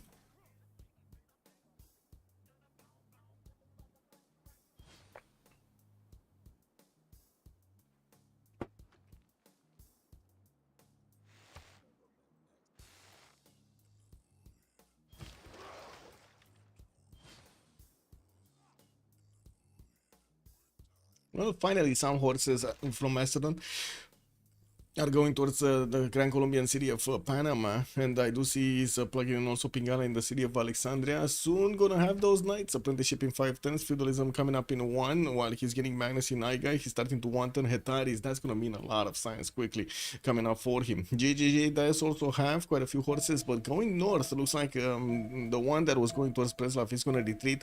That swordsman did change into a berserker, because you know that's the next tier upgrade, and it is what it is. And we do have him already starting to upgrade these ones. He doesn't have mercenaries, so he just hard upgraded these berserkers. 75 gold a pop. That is quite expensive. 100 what? 110 on 125 from a warrior. So 1, 2, 3, 4, 5. I think that's enough actually. I think that would be enough to take Valencia and put Madrid in serious jeopardy, right? But it kind of feels like Liege doesn't have enough units to take Lahore and Cordoba. Did Liege take another city center, city state? No, that's his first 4 cities, then that's it. Okay, is America building new settlers? Because this I want to know. He's just getting heavy chariots. Wait a second, he's actually going quickly towards knights? I mean, he's on mathematics. No, wait a second. It's Hazaki, he's going for engineering and feudalism. Yeah, he's kind of going for crossbows and knights. Now, we do have on the other side, Hungary did manage to get 32 science and 29 culture with 63 points of production, keeping up with Teddy Roosevelt when it comes to the science and the culture and the production queues. We do have Mitla still in between them, being soused over here by Hazagi, and we do see Rom starting to get a few more of these swordsmen against that city center. Kind of weird, I gotta say, because usually or I should say, usually we do see Hungary use his ponies a lot more because he does have the unique units. Oh my god, Granada's coming out to play over here. Ulyss, I gotta say, guys, do you see this? Ulyss is on the warpath on every side of the map over here. We got even Rom getting in his scouts. Very aggressive scouts. Have you seen these cats, man? They're not something you wanna, do something with. Very aggressive scouts. Did America misclick free inquiry? That's a good question. I would actually like to know that answer at the end of the game, if he misclicked it or not. Well, Kayapo is defenseless, unitless, pantless. I mean, he doesn't even have a brawn. Yeah, that's kind of weird.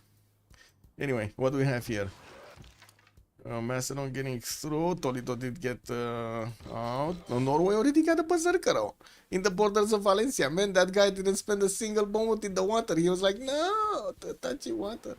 That's a warpath. That's for war victory. Yes, I mean, you called it out, Asabon. You called it out. Military victory, right? That's exactly what they're doing. Ulyss utter domination. Yes. Well, we definitely need to see a few more of these berserkers. There's 55 strength on the offense against these swordsmen, and yeah, we do have them a lot weaker on the defense. I'm actually quite... Oh my god, wait a second. Guys.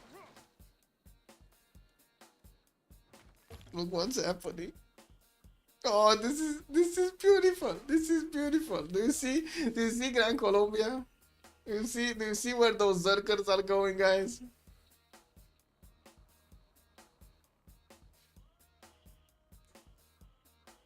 Oh my god. Buddy JV, good evening, sir, and welcome.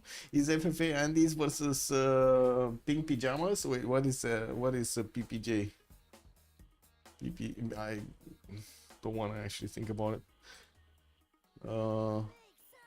This is so confusing, but I hate that they put the CPL league over here. I did speak about it. This is like the worst position for the CPL. It's so down in the bottom, I barely get to see it. No, sir, I'm sorry. It's not being streamed by anybody. Let me see if there is anybody streaming in their channels or something. Are there... Where are the freaking channels? Here, no? No, the Civ7. Oh, they're not even in the channels anymore. Where are they? Are they just in random teamer slots?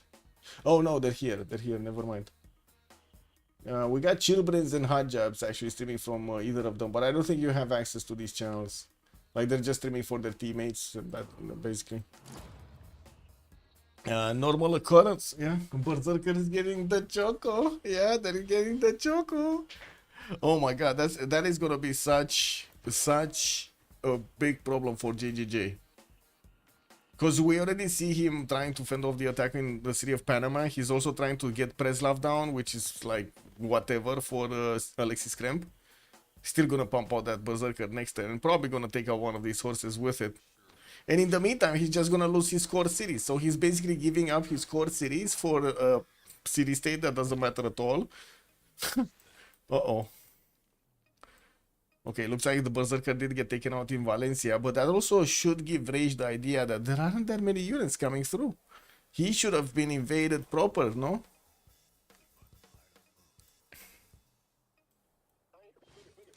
Okay. We got the units of Hungary getting into Kayapoi.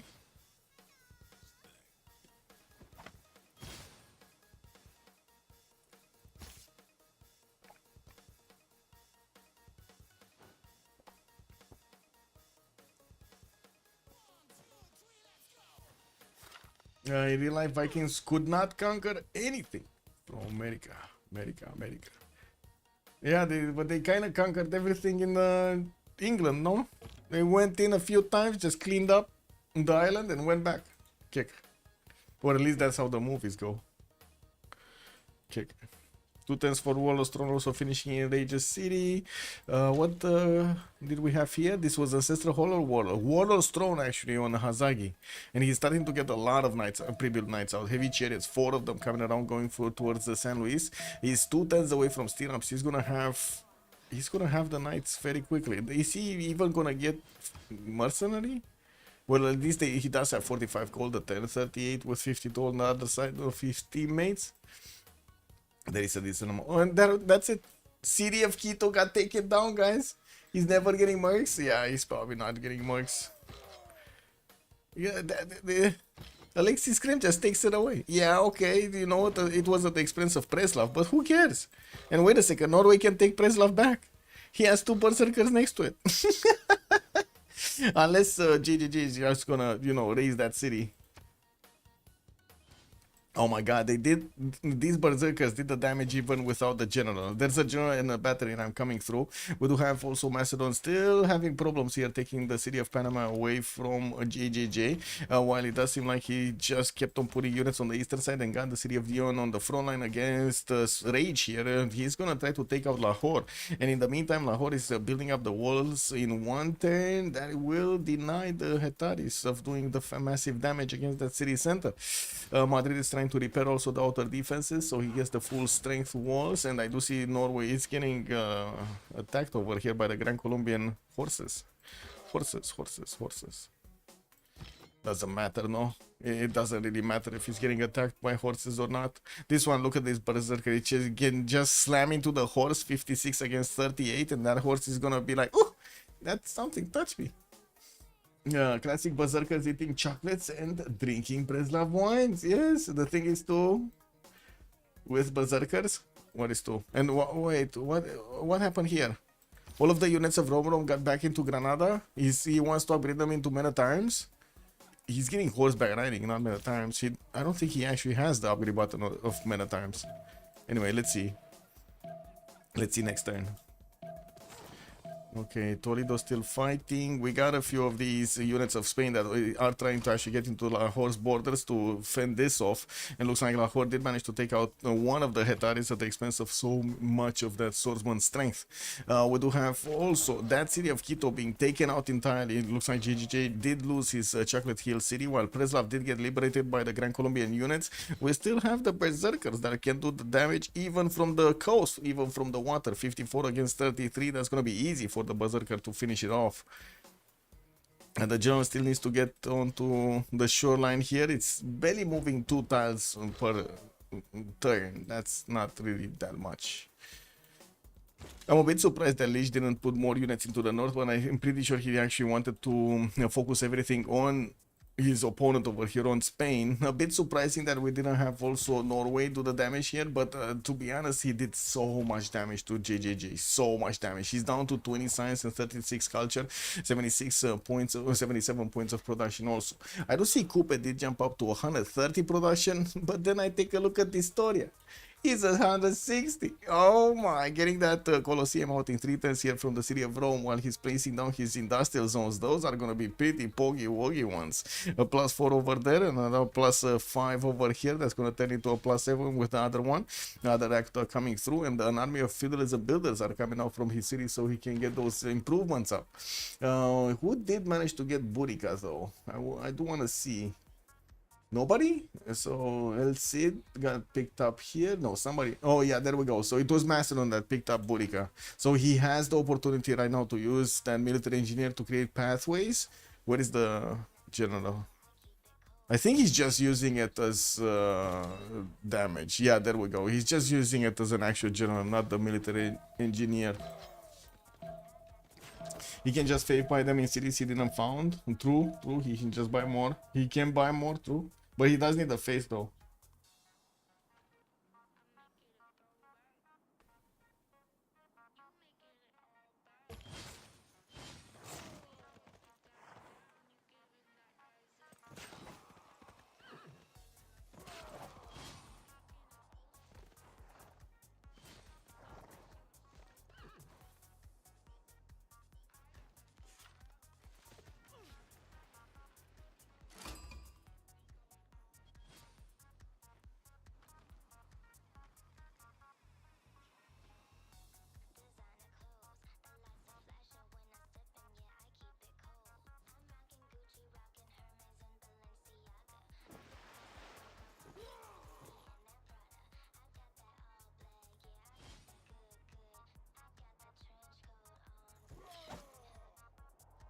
Cuenca, Slap City. Looks like Norway desperately trying to get more horses to take out these berserkers. He did manage to take out 2 of them, but that city is still my fault. No, wait a second. I think he can take this down, no? He can take out the berserker.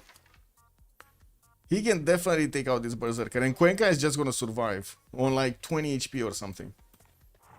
Another horse in the south. We definitely need to see more Macedonian Hetaris coming through. 5 more turns until the next era, and I do see Preslav is just getting ignored over here by Liege since the walls got up. These Hetaris just don't do much against it. Toledo is still being kept by Macedon, and we don't see any more berserkers coming out from the north. They're still trying to get into the borders of Gran Colombia. I still would imagine JGG is gonna take out this berserker here.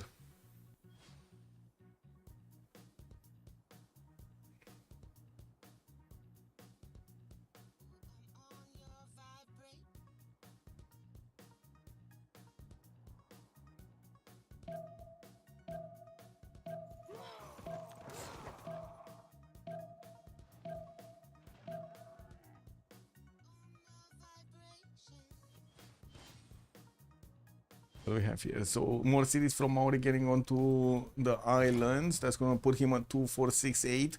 And we do have the upgrades from Rob getting these Maritimes from the swordsman. These will be same strength as the, how to say, as the Toas. Well, almost same strength. The Toas do apply a -5 penalty against any unit that is next to them. So, of course, these Maritimes that you see right now with 58 are just going to be 53, because it is what it is. I'm still a bit surprised about Legion's army here. Still a few units. He needs to defend Methone. Couldn't actually. Oh my god, this city. So wait, how? Alexis Krem should have beaten back that horse, that berserker. Oh my god, this is a disaster. A disaster here. A proper disaster for JJJ. Down to 21 science, 34 culture. While Liege, even Macedon has more science, 25 science. And that's not even counting his extra science that's coming out from his cities. No, he took the city. He did. I don't know how. He probably, I think JJJ didn't realize that one of his horses still has movement. He only saw the one in the city center that had movement because he just shopped it. And I don't think he realized the other one had movement. I cannot explain it otherwise. Because even if the horse got damaged from inside of the city center, I don't think the berserker, the one berserker that would have been remaining over there would have had enough strength to take it down. Anyway, I guess it is what it is. More berserkers going also for Kumana. Oh my god, he's just... So wait a second, JJJ is gonna send these horses to try to protect his main cities, and then berserkers are just gonna take out Kumana in the meantime? Totally makes sense. Yeah, totally makes sense. Hungary here is also going to need to defend the American Knights, which by the looks of it are starting to get upgraded in the city of St. Louis. Only got one at the moment, while we do have Hungary putting a lot of military firepower here against the city of Mitla. That city does have only 30 garrison defense strength. The thing is, it does have walls, and we do have a battering ram coming out from Hungary. While I do see America is getting into the borders here of Hungary, I don't think he actually has enough damage to push that hard here. We do need to see, of course, if Rom is going to have the production of a few military units so he can fend off the attack proper, as he is also going to take out the city of Mitla in the meantime. I see. So Gran Colombia is keeping those units in the city of Cumania, but then berserkers are just gonna eat away at it anyway. We do have finally the general coming through, and that's gonna mean a 59 attack strength berserker that's just gonna come out of the chocolate hill styles with a battery ram choo-choo going towards the city of Cumana. Oh man. Oh man. Another encampment from Methone, getting Magnus in that city center to keep up the chops while he's still one-turning these Setaris from the other cities in the south here. Colosseum did get finished in the city of Rome, putting him up to 52 science and 98 culture with 220 points of production, guys. 220 points of production. So not only they did manage to do the damage against both GGJ and Rage, basically erailing both of them, we do have the story over here just going 6. Wait, how do you call this? Going with nose, going like, you know, that moment in like Need for Speed or in car racing when you're just going full pedal to the metal? Pedal to the metal? No? I think that's how we call it. This is run and gun Civ gameplay. Man, oh man. Yeah, yeah. Just, you know, get in, take a few out, take a few cities out, get in, take pedal to the metal. There we go. Rambi man, good evening, sir, and welcome. A full free sim Rome just goes burr. More industrial zones coming in, water mills. Kume gonna get the library out, and I do see also harbors from Arpinum.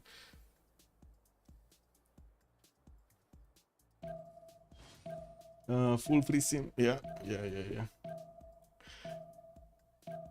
So Spain realizes that he's not gonna get attacked in the city of Valencia. Toledo is still being kept by Liege, and we do have him with a few more Hetaris fighting off the units of Spain here. Slowly but surely eating away the units that do not have the river bonus, while it does seem like finally he's actually getting another wave of. We do have Spain with a decent amount of military here in his borders, but then you see this. Norway just gonna take out another Grand Colombian city in the meantime. Wait a second, it does this? This horse actually can push the general out. It can push the general out, guys. Is he gonna touch the general? Okay, is JJJ gonna touch the general, or he's gonna touch a berserker? What is he touching? That's what we wanna know. How many remaps? Zero. Was away? Uh-oh. Wait, that meeting got very fast over there. You're very efficient, Muzrat, I gotta say. Very efficient. Finished it quickly over there. 1 hour, bam, bam.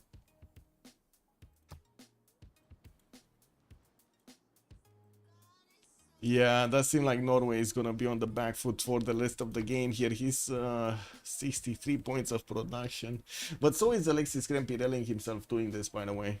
Liege not so much, because he can get new cities out. He acquired new cities and he actually kept them, while Norway is still down to 3 cities and has already horses coming into his borders over here. I will need to spend a little bit of his faith. He's only on 27 per 10, so you know, doesn't have that much to actually buy out berserkers. Now, how much are they? Are they like 100 something, if I remember correctly, 170 or something a pop. Okay, what's going on here? Hungary still putting pressure on Maori. He basically dies attacking into the Hungarian men at times. Oh my god, I don't think I've seen Toas die so hard against men at times right here. Well, he doesn't have a general for them, and Rom doesn't have one either, but at least he does have the +3. And since he does have archers from Granada, he can just attack into the Toas with them and take them down before these men at times even do damage. Beautiful. Civ6 not put general in stack with military unit. The meeting was for 45 minutes. Then got yourself some food. Very nice, very nice. Bon appetit, bon appetit. Think we need to see this happening. Wait, the walls got up? Yeah, he pushed the general out. And Valencia de Carabobo actually got replaced here. But sheesh. Yeah, I don't know. These berserkers are just gonna keep attacking into that city's borders, and they should have enough damage. In the third attack, they should actually take that city down. Wait, this one? Oh, the city's not gonna be under siege anymore. This GGG and horses is probably gonna take out that berserker from the north. There are more coming, don't worry. More coming, some archers also. But I gotta say, it's taking quite a bit of time for the resupplies to come around. Madrid is trying to build the Temple of Artemis. What's happening here? We got one more turn until the next until the next era. And JJJ is not gonna be golden, by the way. He lost golden. He's 59 out of 63. Hazagi, Dark Age. Is Hazagi doing anything? No, he got pushed back. Then one night got pushed back. Mitla is safe though. Okay, Rage, Dark Age. Ben, 64, 52. Okay, he's gonna have a golden age, and by the looks of it, he's struggling to get his own knights out. Granada did get levied, and we still have actually quite a few Hungarian units in Mohenjo Daro that need upgrades. Alexis Krem going Dark Age, not bad for him. Liege no ping, 7 points off, man. What is this? 52 out of 59. He cannot get his wait. Can they buy him up? Okay, he just chopped a Hypastis. He's 57, 59. Maybe he can actually levy a city state, Susa city state or something and get the golden age. This would be super important for him to get a golden age. Looks like also Rom going Dark Age, and the Historia is gonna secure his golden. Yeah, there we go. Liege actually secured his golden. Very nice. A new settler coming out from Pella. He does have builders with another 2 charges, more coming through, while he's sending a new wave of units towards his opponent. It does seem like the numbers are starting to look nice over here against the Spanish military. Let's need to be quick on the buttons to promote these, because otherwise Spain is definitely gonna lash out.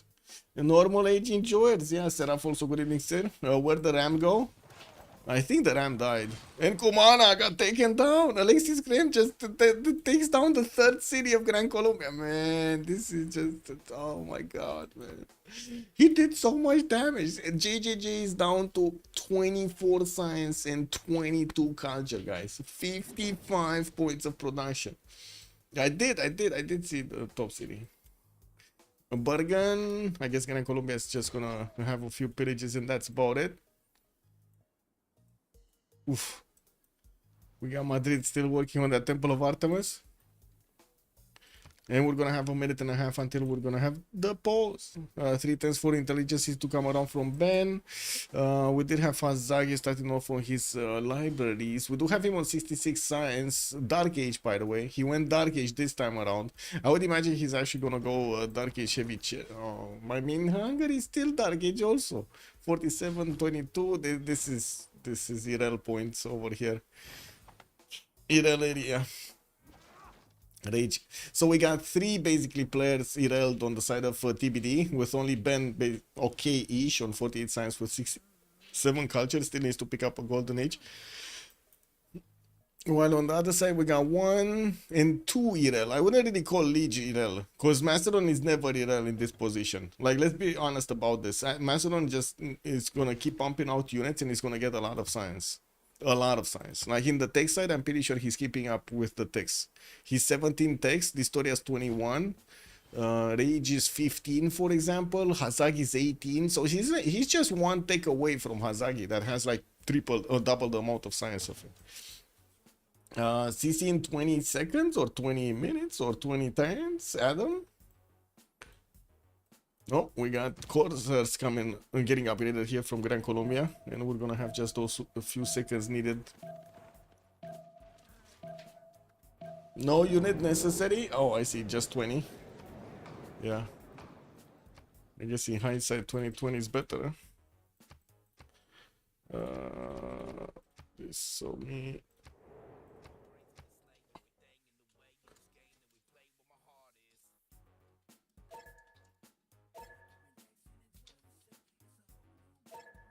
Okay, be right back. 2 minutes.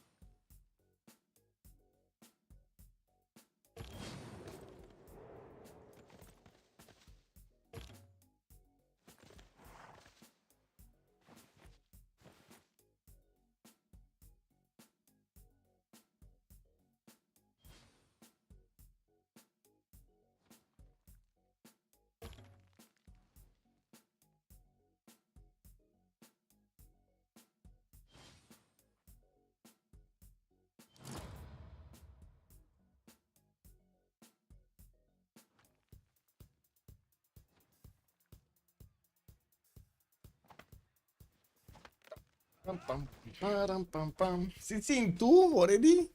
I don't know, man, because it looks like the courses of Gran Colombia are gonna get very, very, very shaky with Macedon here.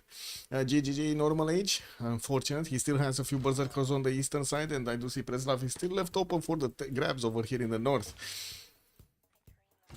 It does seem like Macedon is also gonna get machinery soon, no? Oh, he's going for printing and mercenaries. Oh, never mind, he already has crossbows. Okay, so 3 crossbows, more of these Hetaris, and also soon he should actually have his stirrups. Should be fine. Should be fine. Okay, Hazagi, 76 science, 27 culture, monumentality, dark age. Berserker is coming out from Norway to put Mitla under siege, and it does seem like Hungary lost his battery ram. He doesn't have his battery ram anymore. America did manage to take it out. Unfortunate. That is the problem. Expensive actually, loss many times. We'll still do damage against the borders of Mitra by the looks of it, and we do have a catapult just defending it. Anyway, Hazagi here doesn't seem like he's getting new units out. He's starting to get an encampment from Boston. Doesn't have a general yet for his units in San Luis, while he did get an encampment over there working on his armory. We do have Rage also, 26 science and 32 culture, still on 3 cities, working on his maritimes to help defend this. While it doesn't seem like Liege at the moment did manage to take down the city of Lahore, he's losing units on the front line. And losing them quite quickly to the Spanish swordsman. Just a swordsman. Oh man, we're starting to lose our trust in the Hetari strength. Anyway, we got Ben over here also, 85 science and 68 culture, still getting a little bit of a discomfort from Granada and the south over here from Hungary, with a lot of crossbows getting upgraded by Romrom. We do see Romrom starting to march towards the city of Wakarawarewa with the units from Mohenjo-Daro. It does need to re-levy Granada, and let's actually see. Oh, he's tied with Ben. Ben is starting to actually fight him here. We got Maori also managing to get a religion, and that's gonna be, wait a second, that's Norway's religion for the extra gold. Wait, Norway got a religion? No. He actually got a religion. Oh my god. Anyway, Maori's gonna go for Zen meditation and stewardship. And we do have knights coming around and quite a few pre-builds. He does have 68 gold per turn with 160 points of production, so you know, not that bad. But it's just a matter of time until he's probably gonna die to you know, Rome, big boy Rome over here. Alexis Krimp, 13 science and 21 culture, still on 3 cities. He did massive amounts of damage, took 3 cities away from JJJ, took also a city away from Spain over here. He's still fighting for Toledo, but yeah, he did massive damage. Now only on 35 points of production. While I do see him keeping out the production on the Berserkers, he's just waiting to send them somewhere, and I would imagine it's still gonna be against Gran Colombia or try to take back Preslav. Liege, 29 science and 35 culture. Of course, he does have the extra science coming out from the Macedon ability of pumping out units and getting some free points. While I do see he lost an archer here. He needs to be careful because these archers... No, he didn't. He actually sent it to the west side. Never mind. We do have a courser already in 2 courses actually in his borders, while the city of Methon does have walls. It does seem like he did deploy Purica over there to help him a little bit, you know, just a little bit against these coursers. That's pretty good. It seems like he's gonna be fine. Romrom also 51 science and 24 culture, Dark Age, unfortunately for him, 246 cities, and working on more encampment training projects to get a general. Looks like he did recruit Irene of Athens, while in the Great People screen, Macedon does have the ability to recruit Timon. I think he passed it. He probably passed it, right? He's on 11 points. Spain would have 40 out of 60. Hungary's on 33 out of 60, so he kind of needs a project and something, and a few more turns to actually get a general here. We do have also the Storia getting up to 83 science and 113 culture in a Pembrashe voice golden age, while Ben is free inquiry. Whoa, okay. I mean, same science as a free inquiry golden age. That sounds really good. For a ministry coming out from Rome next turn, while he does have his workshops getting out in his industrial zones. He did finish Mausoleum and Halikarnassus with the help of Isodor, and he does also have Imhotep, 2 charges for each of these engineers. Industrial zone from Kume. Yes, we're gonna need to see. Also 5 10s for Grey Library to come out from Antium here.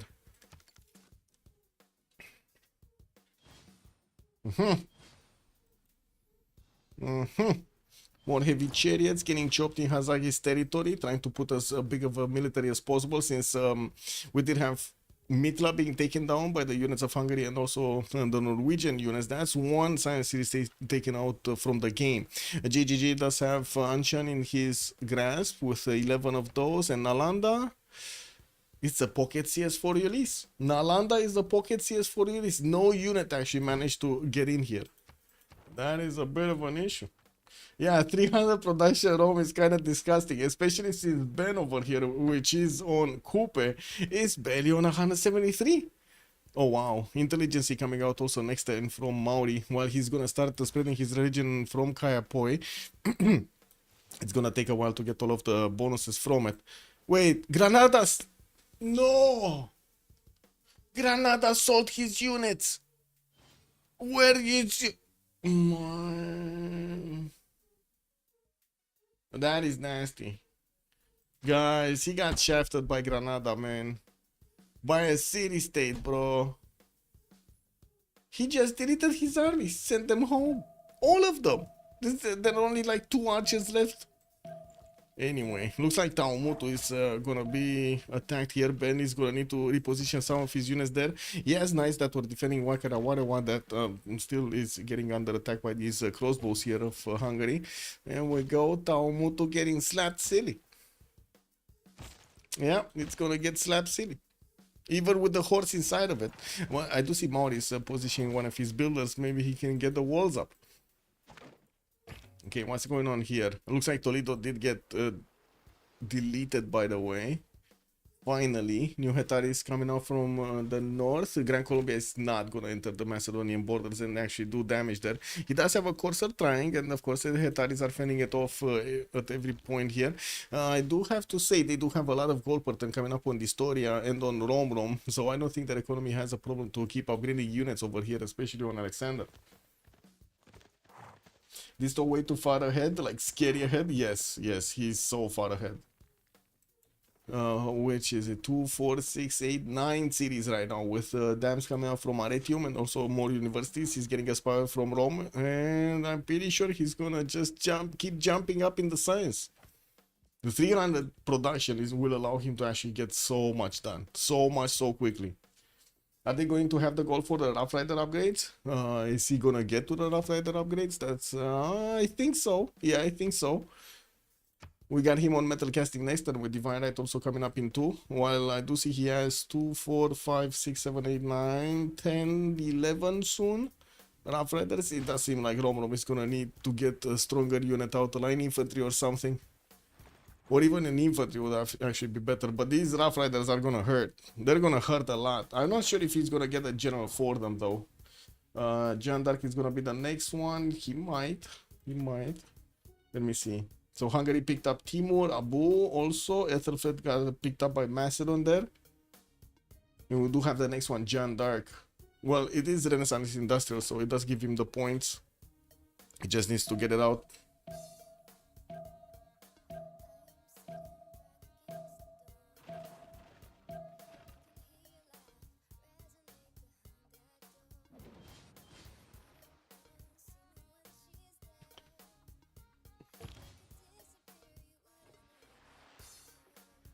How much science does Pocket CS give for each member? Well, what was it? The one gives you the 1 point, gives you the 1 science in the capital and every library building. So it kind of depends on every empire. How many of these libraries do they have?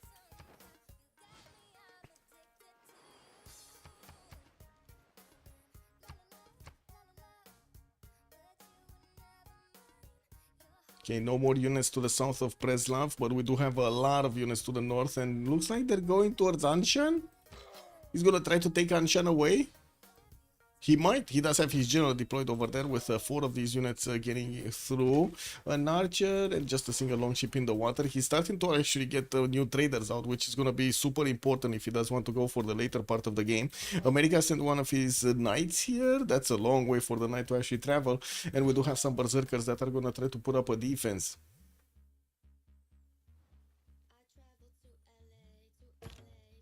That's nasty, by the way. He got a religion and activated the Spanish bonus against him. That's kind of nasty. The +3 combat strength versus civilizations following another religion. Yeah, that's kind of nasty. What happened in the Congress? Trajan tiles bought by these players are 50% cheaper. And they gave him more bonuses to bio tiles. Oligarch, he loses a military policy slot. Okay, sure. And deploy victory points went for Coupe. Coupe. Okay. Wait, is Taumutu not getting slapped? Oh, the walls got chopped. Never mind. I guess he's gonna need to deal with the knights before he's actually gonna deal with the city center. His crossbows are gonna need to do the damage here. There are some crossbows coming out from Mari, but it's only one in the city of Wakarawarewa. And still Granada, so sad. He had like 7 minute arms. 7 minute arms, and he put the upgrades into them. He put a lot of gold. Can you imagine Granada just giving away so much military hardware? Just giving it out for... Oh, I know what they did. They sent the troops home and then sold the equipment for money. That's what Granada did. And now they started to build farms and, you know, getting some castles out. I see what they're doing. You know, casual extraction of gold. This is what it is. 2 turns for statue of Zeus to get finished in Hungary's territory, and I do see he did manage to get a spy out. I would imagine he's gonna want to spy on America as soon as possible so he can get those extra intel points, while America did not get a spy into the borders of Hungary at the moment. He's also gonna need to get one. He did get in the government Plaza, nothing actually. He only has his wall of stone. He didn't manage to get a second tier building here. I don't think he even has monarchy, does he? No, he's in classical. He's barely getting naval tradition, man. He went free inquiry, so he doesn't have a lot of culture banked up from the beginning. He's only on 28 culture right now a turn with 104 points of production. Well, I wouldn't really say Rom is that far with 65 and 30 on his side. And Historia though, look at him go. 135 science, 117 culture, 350 points of production. One turning a settler from the city of Rome, while that city is 76 points of production, starting to put down encampments. And looking at the tech side here, he's going for gunpowder. Middle 3 gaming. Okay. Can you show these 2 cards? He isn't using the science one. Yeah, sometimes when they lose a card or something, or they get to switch their government or they go down in points like this. You just need to wait for them to update, I guess. And didn't he get the 4 turns for ballistic? So in 4 turns we're gonna have the Rough Rider attack from America. They do need to keep the goal for him. Right now they have 91 with 40, 139 and 59. Does anybody know how much it costs to upgrade a heavy chariot into a Rough Rider? Yeah, Statue of Zeus is finished over here. We got a lot of spearmen coming around and quite a few free archers. This is like super valuable. Super valuable. 135 for a chariot to Rough Rider. So he only has like 2 of them maybe to upgrade. That's it. Uh-oh. I mean, he does have... that's with mercenaries, right? Wait, is he ever gonna get mercenaries? Did he get mercenaries? Did he actually get mercenaries? Yes, he does. He does have mercenaries, okay. I mean, he's 30 culture, man. You gotta ask every question possible.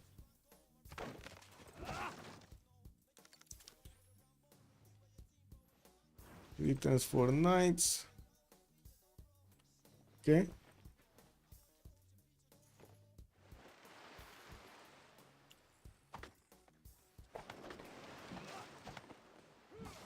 Oh my god, even chopping spices, man. Rom, this basically is desperation.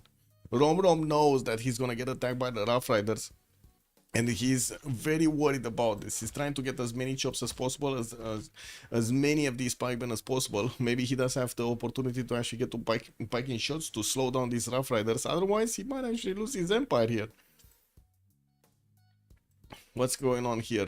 Massive army from Macedon going against Grand Columbia. We do have him with the ability to upgrade into knights. I do see the Hetaris do have the button, but he didn't actually upgrade them yet. He does have quite a few of these knights actually going against the city of Lahore. And I do see another wave of units are coming out from his main cities. Now hard building knights, 1 turning, 2 turning them, and getting some catapults out so he can work on the wall defenses. He did manage to get the first one on the board here. Still 1 turning 1 from the city of Lyon. That's pretty good. That is pretty good. He probably has a lot of overflow from a former chop over there.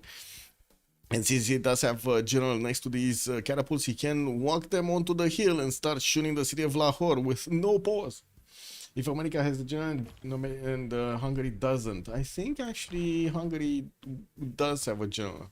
He was making project. He did manage to get Timur. Okay, Ethelfred on Macedon. Yeah, so he did get Timur. The next one is gonna be Jeanne d'Arc, and it looks like America is gonna get it. And he's gonna get a general. As I gotta say that is a bit unfortunate for Hungary, but what can you do? What can you do, right? You just got the points. There is also a possibility for America to just clean up Norway altogether. There are quite a few settlers coming around from Norway, and he did manage to settle Oslo on a two-tile island, sending his units towards Anshan, which did jump up to 51 defense. This is going to put quite a bit of pressure on the Norwegian berserkers attacking into that city center. Good thing is that city only has a defending heavy chariot with a few warriors and one archer. That's it.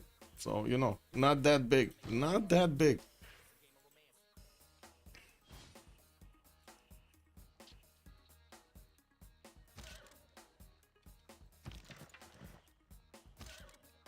Okay, so the Hetaris are like 6 strengths higher than the...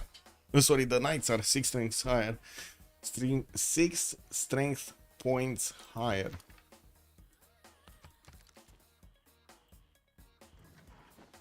Don't think he's getting pike shots anytime soon. I mean, 210's gunpowder. Maybe he's gonna get boosted there.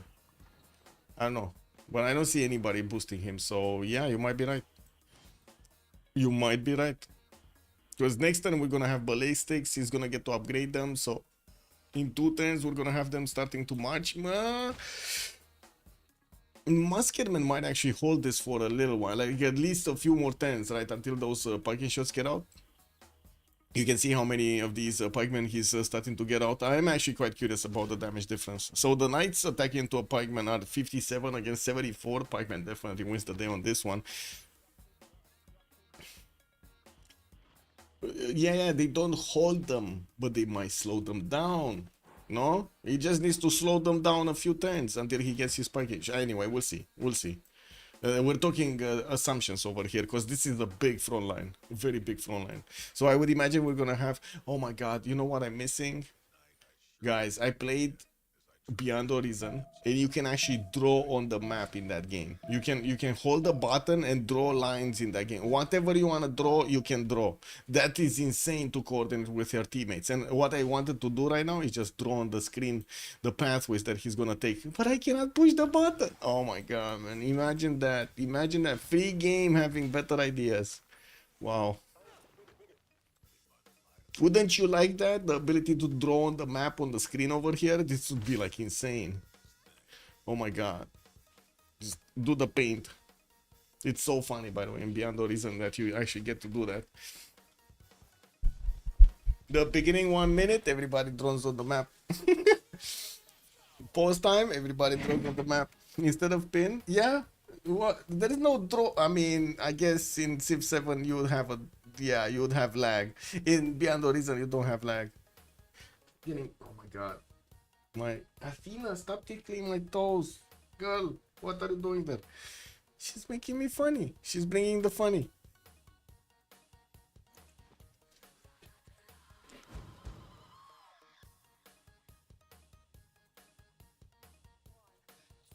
But I gotta say, I'm starting to hate Revolut and I don't even have an account in it. Do you guys have Revolut? Are you guys using Revolut? These guys are worse than banks, man. I keep getting messages on an account I never did, bro.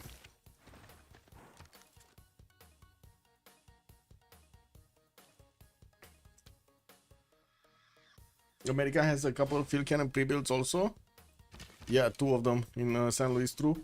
And the third one actually in New Orleans. So they did manage to upgrade 1, 2, 3, and 1 field cannon. Oh, actually, wait a second, 4 and 5. And let's see the damage count, because this is important. 78 against 78. So the pikeman will hold for a little while until he gets his piking shots. And men at arms, that's 78 against 74. I guess these are not on hills, right? Let's take a look at the hilly one. 83, 81. 78, 77. Is this with defense from the river? Oh, this is with the defense from the river. It's gonna be a lot harder against the other ones. So they can hold them for a few turns until he's gonna get the men at arms. Gunpowder coming out next turn, available for him to upgrade the musket men. No more attack in Taumutu. Those units of Hungary did retreat into the city of borders of Mohenjo-Daro to keep them alive, while Granada still doesn't have any more units. Rome is starting to put spies in the city of Kayapoi and also building up more encampments. I do see the first one did get built in Antium and got a barracks inside of it. If he wants to go to war, he definitely wants more. He did put Isodor of Miletus next to the city of Rome, and I would imagine that's going to be the Forbidden City location. That should be Forbidden City. And later on, he can get also Angkor Wat right next to the theater square. Anyway, did we have? No, we didn't. Leonardo da Vinci, I wanted to ask, but no, we didn't. Okay, Liege still fighting the city of Lahore. Looks like that city finally is gonna go down with 3 catapults and two catapults and a trebuchet doing the damage. Finally, Liege did manage to win the day. He does need to get more gold into these Hetaris, and by the looks of it, he's also putting a lot of pressure this time around against Gran Colombia towards the north. He knows that's just a matter of time until we're gonna have Simon Bolivar get to his Llaneros. That might be a unit that he cannot actually hold that easily. Hello, Athena. How are you doing today? Guys, I combed her for the last 3 days. Hours. Like, I spent like 20 or 30 minutes to comb her. It is insane, man. She had so much extra hair, man. It's insane. But it's funny because she's actually getting used to it and she started purring while she's getting combed, which is really cool. The other cats really hate being combed, like really hate them. Like the male cat basically attacks the, how do you call it, by the way? How do you call the comb? Whatever it is. Cabacho, good evening, sir, and welcome. It's pure Spain action. Yeah, the 3-city magical Spain. The brush, yes, the brush, exactly, the brush, sorry. Thank you, the brush. 3 full brushes of hair, guys. 3 full brushes of hair we got out of her fur. But, I mean, it's summertime, so, you know, it is what it is. I can't just let her eat the hair. She did actually. I was putting the hair next to on a stool, and because you know, too big, and she tried to eat it, and I was like, "Don't eat your own hair. What are you doing?" Anyway, it is what it is. Yes, instincts. Yeah, they do that, right?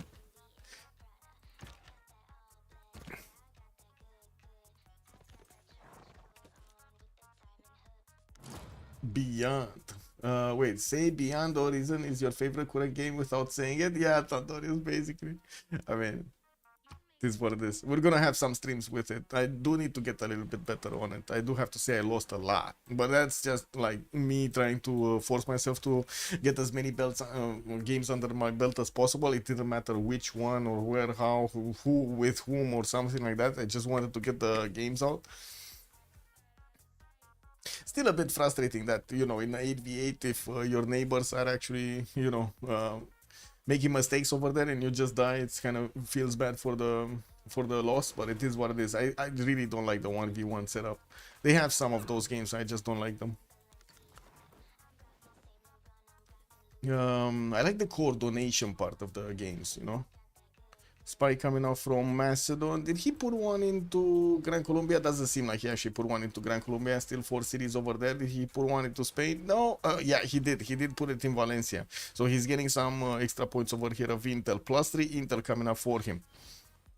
They should just run through the riders towards Norway. I think that's exactly what they're doing, because I see America did upgrade one and send it immediately towards the borders of Skien, but I don't think he had the goal to do both, right? That's the problem. And looks like Musketmen did get upgraded here. They're 84 strength. They're a little bit higher in strength than the Rough Riders, but that's with the river defense. Okay, that's fine. That's gonna set off. That's gonna slow him down, no? I think he's gonna get slowed down. That's how it looks like. Okay, first one got taken out. No, that was, I don't know what that was. Wasn't that a pikeman or was that a man at arms?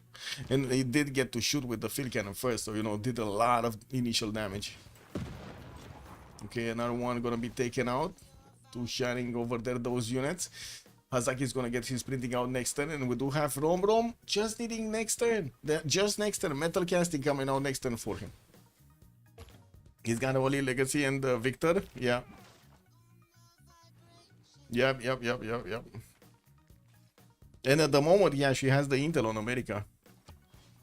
America still needs his sprinting next turn, and that's gonna equal out the intel difference between them. Looks like this Rough Rider is not gonna be easy pickings over here for Norway. Norway is retreating from actually doing the damage against the city of Anshan. That city did jump up to 67 strength. That is untouchable. Unbelievably untouchable. Also, Kapochok, what's going on in general chat over there? What did happen in general chat, man? Oh, Shaka. You let the beasts out? This conversation is only for people. Okay, I don't know why my series versus unlucky. Knocked out. Yeah. They are beasts. You're lucky you did not meet them. Best team NA. Yeah. Well, a lot of shit talking going around here. Yeah. We got everyone here. We got the jungle booming, boys.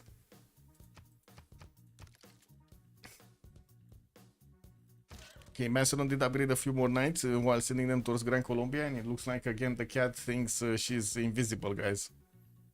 Athena. The cat thinks she's invisible.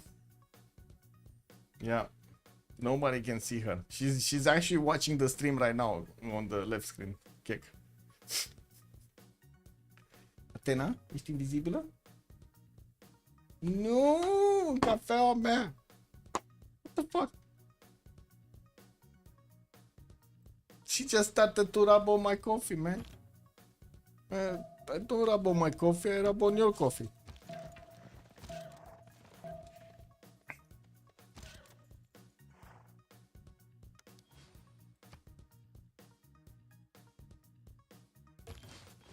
Okay, quite a few more knights coming out from Liege, sending them east and north.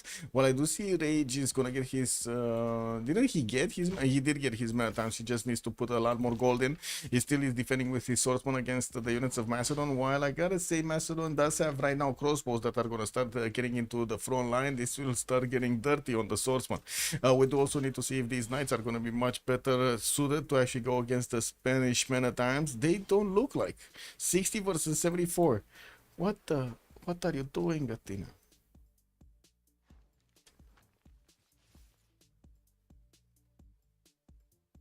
Yeah.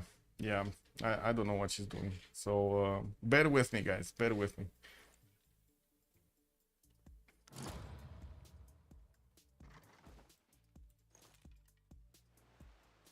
Okay, safety settle. Is this a safety settle? I would imagine this is a safety settle, right? Trying to actually get into the border past Macedon over here somewhere into Ionian Sea, so he doesn't actually lose all of his cities to America, while America still is trying to push into Hungary. Hungary upgraded Viking shots, and there we go. Viking shots, 89 against 91 on the defense. Looks like the Viking shots are gonna hold for a little while, but I'm pretty sure the field cannons are gonna make quick work of them.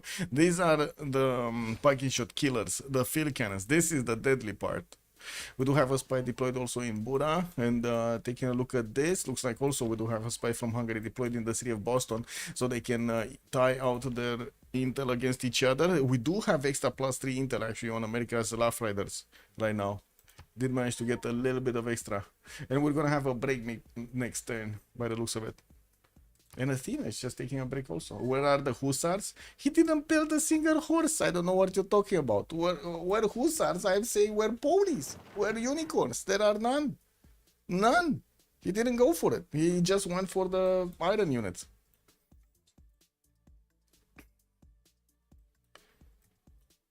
Wait, is Liege actually pushing into Gran Colombia, or he's just not gonna push? Because Gran Colombia over here is 47 science with still 25 culture. He did manage to replant Valencia de Carabobo on the Chocolate Hill styles, but that's still not going to be the same as the first city he settled there. I don't see new settlers coming around, so thinking about him expanding anywhere, that's probably wishful thinking. We do have Region 44 and 41, 168 points of production, much higher than his opponent over there in the north, and he's also going ballistics. He's gonna have ballistics very soon. If he just keeps pumping out a few knights, boom, he's gonna get ballistics. He's also gonna get boosted over there by Hungary. Rom is getting his ballistics in 510s, while I do see we do have level 2 crossbows available for him to use against his opponent. These are gonna get upgraded into field cannons, and they're gonna hurt a lot.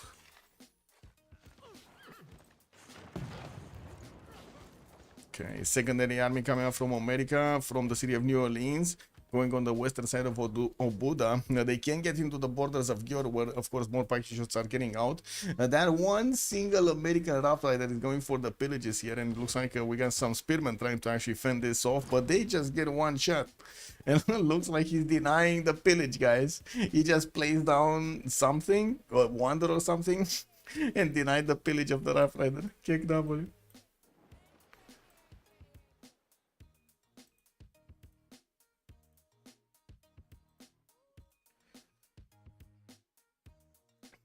Okay, looks like we're gonna have the break right now, 10 minutes, and we're gonna come back to see what is going on in the game. Who's gonna win this one? Can Ben pull this back against Distoria? That is the question. Be right back.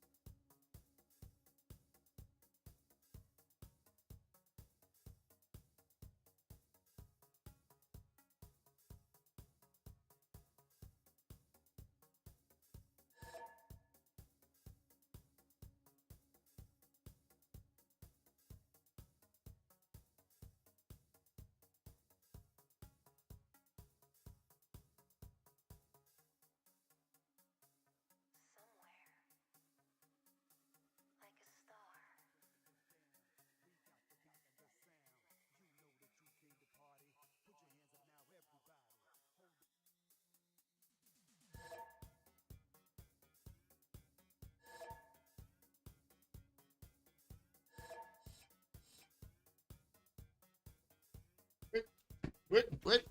Oh my god, we're getting out. We're getting in. We're getting out. Daniel Dingo, good evening, sir, and welcome.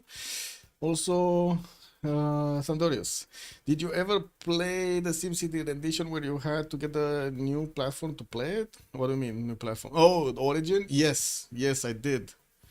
SimCity 4 Deluxe. Don't remember the version though. I don't even think I installed Origin on this PC, if I remember correctly. Give me a second. Origin games. That is super annoying, by the way, having to install another platform. It's like super annoying. Let me see if I have them in uncategorized sim. Yeah, I got SimCity 4 Deluxe. It's here. Different to help maintain your whole region. Yes. I mean, that's a long time ago, actually. SimCity. I like the idea, although didn't really enjoy the gameplay that long because it was limiting. Like on the you had like limited spots tiles that you could use on every region, and it wasn't like you could actually, you know, go past that region with even mods or something. Regnier, good evening, sir, and welcome. The Macedon 7 Seas, what I'm looking at. Yeah, you are, Regnier. You are looking at Macedon 7 Seas over here. Leech playing it, displaying it in its full glory. We do have JGG going for his military science. I do see him 9-10 siege tactics. That is the technology before, so I'm pretty sure he's gonna take a long time. We're probably gonna see Leech actually getting to his ballistics way before, since he's gonna get boosted over there by Rom, and he's getting units out every turn. He's just adding more science to his empire here. Revolution, now that you think about it, building cities with different and then I got fired up on my old Origin account. I still get emails from them. Yeah, that's just spam, no? Right now, a lot of emails, man. I don't know how your inbox folder looks like, but mine is like full of spam like this.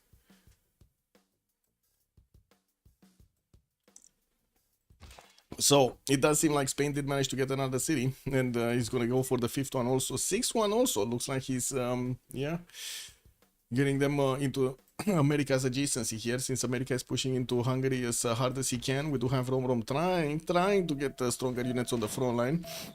Also, he's wow, wait, he actually took down a Rough Rider.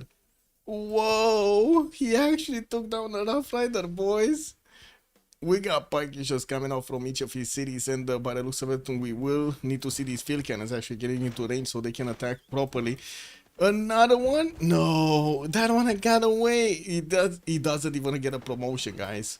The Rough Riders are, yeah, this, I mean, they need more gold, right? They need a lot more gold if they want to keep attacking into Hungary like this. And looking at the gold per turn, we do have Ben actually with 173, so he can definitely fund Hazagi. Hazagi himself has 89, so not too shabby, not too shabby. But looking at the production difference here, Ben is still shy away 100 points of production, 110 points production from Distoria, while he's on 200 science. We got Distoria on 233. Campus research projects coming out from Maori. One of the reasons that he's actually getting so much science. Hildegard of Bingen is the next scientist, and I do see Leonardo da Vinci. Oh my god, guys, Rome is the only one making engineer points. 0 engineer points on every civilization in the game, every other civilization in the game. We're 1068, guys. Is multiplayer possible in Civ7? Fat Dragon is God. Good evening, sir, and welcome. I mean, yes, it is possible, but still with these things. So yeah, not much has changed. I guess it's much faster to actually get into the game this time. Still, it's so buggy. He still doesn't have actually a pause button. Can you imagine that, Fact Dragon? Guys, Dragon, imagine a multiplayer game with no pause button for 6 hours, 8 hours. It can go long as 8 hours, no pause button. I remember it being cool that you can build a mining production city, but also a business or tourism city. Yeah, true. On the Sim City. And those towers, man, those towers were amazing. You got to build those, how do you call them? Those Judge Dredd type of, you know, the towers from Judge Dredd? You get to build them in Sim City. Also coming back to this stream after a long time, is Jack the Ripper still playing Civ6? He is. He's actually in the competition, not in this game in particular, but he is in the competition. Also, the Rough Rider hats always remind me of the Monopoly hat, the attack of at Monopoly. Yeah. Well, you know what image I have whenever I think of Monopoly is the scene that Jim Carrey, Ace Ventura did in what was it? Something his adventures in Africa. I don't know how it's called in English. In Romanian, it's Un nebun in Africa, like a crazy man in Africa, would be the direct translation. Yes, I know. Yes, I mean, you know, translations and adaptations in Romanian are kind of weird a lot of the times. It is what it is. Massive army actually coming out from Liege against Gran Colombia. It still doesn't seem like he has the necessary damage to take out these coursers properly. We do have GGG managing to build up a lot of his courser count with a few defending crossbows, while yeah, we do have Macedon also with his crossbows, and they both have generals for them. And for the knights, I would imagine we're still gonna need to wait for Liege to actually get his ballistics. His 11 turns out, while he did get boosted over there by Romrom is gonna get his printing up next time, so he can tie up that extra damage that Hazagi has against him. We do have new knights coming around, and looks like on the eastern border, after he did manage to take out that city center from the southwest of Cordoba, he just, well, slowed down basically massively. I'm pretty sure ballistics is gonna be the way to go here. He's also getting a few units to get through the one tile choke. Maybe he can actually get to Valladolid and Barcelona to take out these newly settled cities of Rage. Well, that is gonna be quite a bit of damage. He can settle that citrus with no problems, right? Yeah, get it on the citrus, bro. Rough Rider trapped by berserkers. Looks like this Indiana Jones scene, swords versus gun. Yeah. Where did you see the berserker trap? Oh, it's still trapped. It's still here. It's also on the cliff, so he cannot get out of there, right? He cannot one-shot the spearman either. I mean, you know, he went for the mine. He got into the mine, and then when he got out of the mine, all of the owners of the mine were there. He couldn't get out anymore.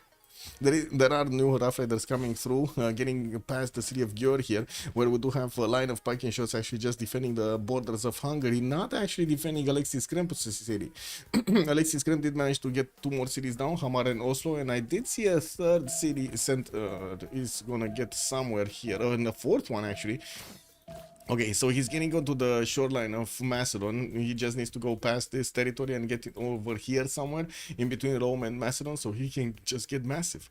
2 turns for 4 billion city to come out from Rome. He's just gonna finish it this turn with the help of whatever engineer that was. So he's gonna get a free card over here. Distoria already on 221 science with 173 culture and 421 production. He did manage to get his industrialization and started working not only on his factories but also on his coal power plants. Jumped up to 274 science, and that is not free inquiry science, that is Pembrush and voice science. What is Rage taking? Rage is going for stirrups in 2 turns. He's going for the conkeys.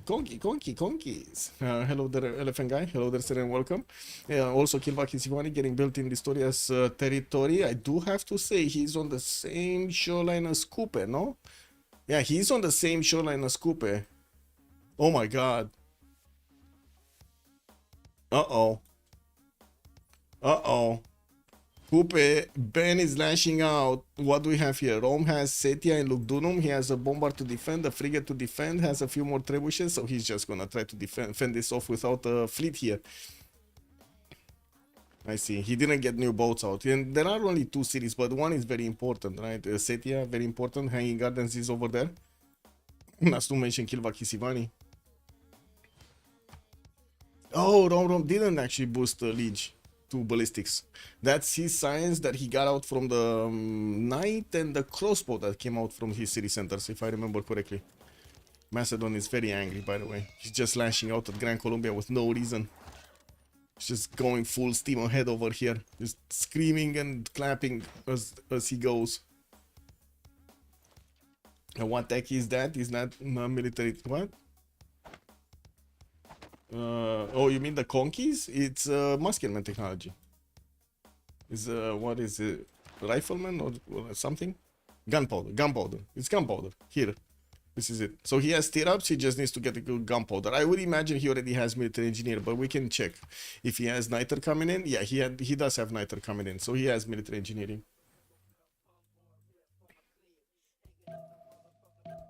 Okay, Knight's trying to get through the choke point of rage here. There is a swordsman that is keeping that up, and I do see the Knight will have enough damage to go through it. We do have a Knight getting his toes into the water, and it does seem like he's running ahead after this Spanish settler, or at least going that direction. I'm not sure if he actually saw with his spy actually all of these settlers moving southeast, but I'm pretty sure he did actually see the new cities being settled here. We do have this settler that keeps on going. He might actually want to get a position towards the south of America, while America is still trying to get the damage done on Norway. We do have Rom sending a few of his units to deal with the problem. He was taking something before stirrups, and it wasn't military tactics. I see. So you're not sure if he actually, well, anyway, but he does have military tactics or military engineering. So you're saying you don't know if he actually, but he has many times. He already has. Yeah, it was military engineering. Yeah, not tactics. Tactics he already has many times. So it does seem like the Rough Rider push of Azagi did not go through as planned. We do have Azagi, yeah, jumping up to 105 signs, still in the Dark Age Monumentality, while we're 30 turns away from the next era. Looks like he's gonna go Heroic Age. We also do have Rage managing to get Heroic Age, while Ben is gonna go Dark. We do have GGJ still Normal Age, actually, but going Dark. And we do have actually quite a few Maori boats getting through, getting upgraded in the whatever Watoria city is being called like this, and we do need to see all of these squadrons actually getting into their frigates upgrades. A few more quadrants coming out from Setia. Lugdunum also getting a few of them. Looks like I think the story I realizes he's gonna get attacked here. He did manage to recruit James of St. George and put these walls of 150 defense strength in both Lugdunum and Setia. This will make them quite strong against the frigates of his opponent. Let me actually yeah, it's 58 against 57 of the city of Setia. But still, that's a lot of fleet. That is a lot of fleet, and this is a lot of open territory in the Rake Ocean. Not sure if he's actually going to be able to withstand this attack with just frigates and also bombards. But if he manages to get to steel walls, this attack is going to be over anyway. 110 ballistics, I don't think he actually went on the bottom tree to get his CAF technology. Do we have any unit that we can check? This one, Musketeer. No, he doesn't have the upgrade over the Musketeer, so he doesn't have line infantry, he doesn't have military science, basically. Okay, more attacks from Macedon going into the units of Korea and Columbia over here, but not waiting. This is like super surprising. Do you guys know why Liege is not waiting to get his cuirassiers on the board? I guess he's gonna get the new ones, right? He's gonna keep on pushing against his opponent and he's gonna get the new ones. Can Ben not fleet up? You mean does he have nationalism? No, he cannot fleet up. No, he doesn't have it. Civil engineering coming up next, and he went civil first. I do have to say he did roll the first points for the World Congress, so maybe he's gonna try to get the Statue of Liberty here. Maybe he's rushing it. He doesn't have Mahabodhi Temple. He does have this one, right? He does have this holy site in Kaiapoi with already a temple, so he can put Mahabodhi Temple there if he wants to. For extra 2 points. Hungary put an embargo on the hats. Yeah. They're just keeping them next to the city of Skien over here.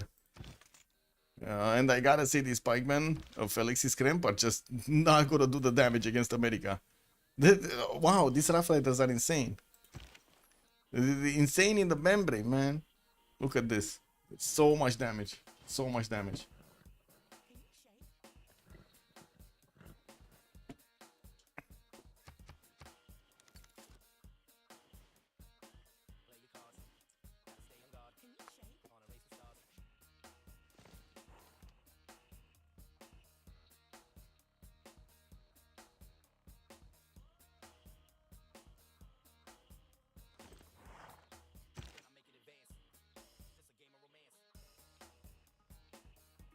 Okay, we do have ballistics finished on Romblom, and we do have the first on Romblom, on Distoria, and we do have the first Curia series coming around. He does need to upgrade them for the higher strength of the cities, and I do see Maori is gonna get there, but nothing good enough time to hit the cities before the extra strength.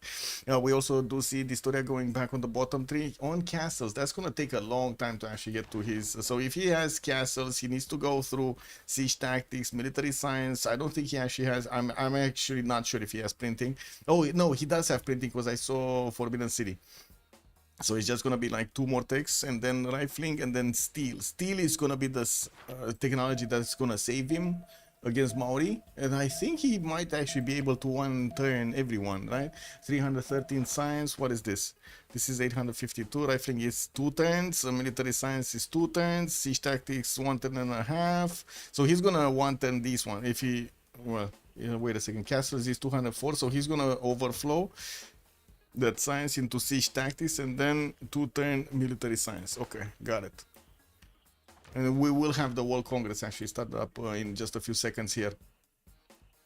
In a pause for 2 minutes. I hope Liege did manage to get all of the broken glass. Cuirassiers make the Mastodon UU obsolete? Yeah. But I mean, much stronger unit, no? Much stronger unit. But yeah, I do. Yeah, there we go. We did have him pumping out enough units to get Cuirassiers. He got boosted there by the story, and with the last night that came out from Pella, boom, he started actually getting Cuirassiers into build queues. While we still have courses on GGG, he's 12 turns out from getting military science. We just need a lot of gold that need to be invested over here in Liege's military. I don't see them having a lot of gold per turn. 87 gold on the Historia, still Pembrush and... Wait, what? Didn't we switch? How is he... Oh, wait, is this another Congress or something? Is this not the Congress? Because it says turns until... Oh, turns until next era is 1 turn. For okay, never mind. For some reason, there's also a session next time. Also, do you see this production on the Historia? 648 points of production versus Ben's 300. Now that is a big issue. Now that is a problem.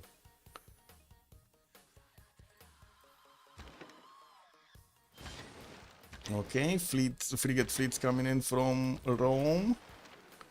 This will eat away the caravel strength. We do have Magellan actually for the caravels to get an extra +3 and also an extra +3 intel on the cities of Rome here. Unfortunate.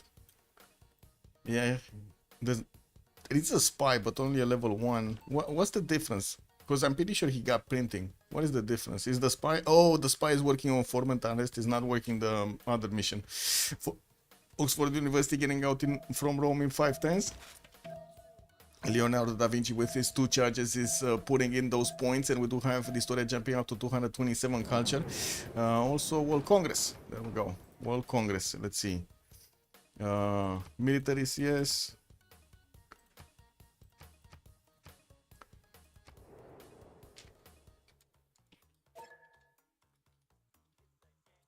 What was the second one? Profit. Okay, there we go. And be right back, 2 minutes. Let's see how this attack is gonna go.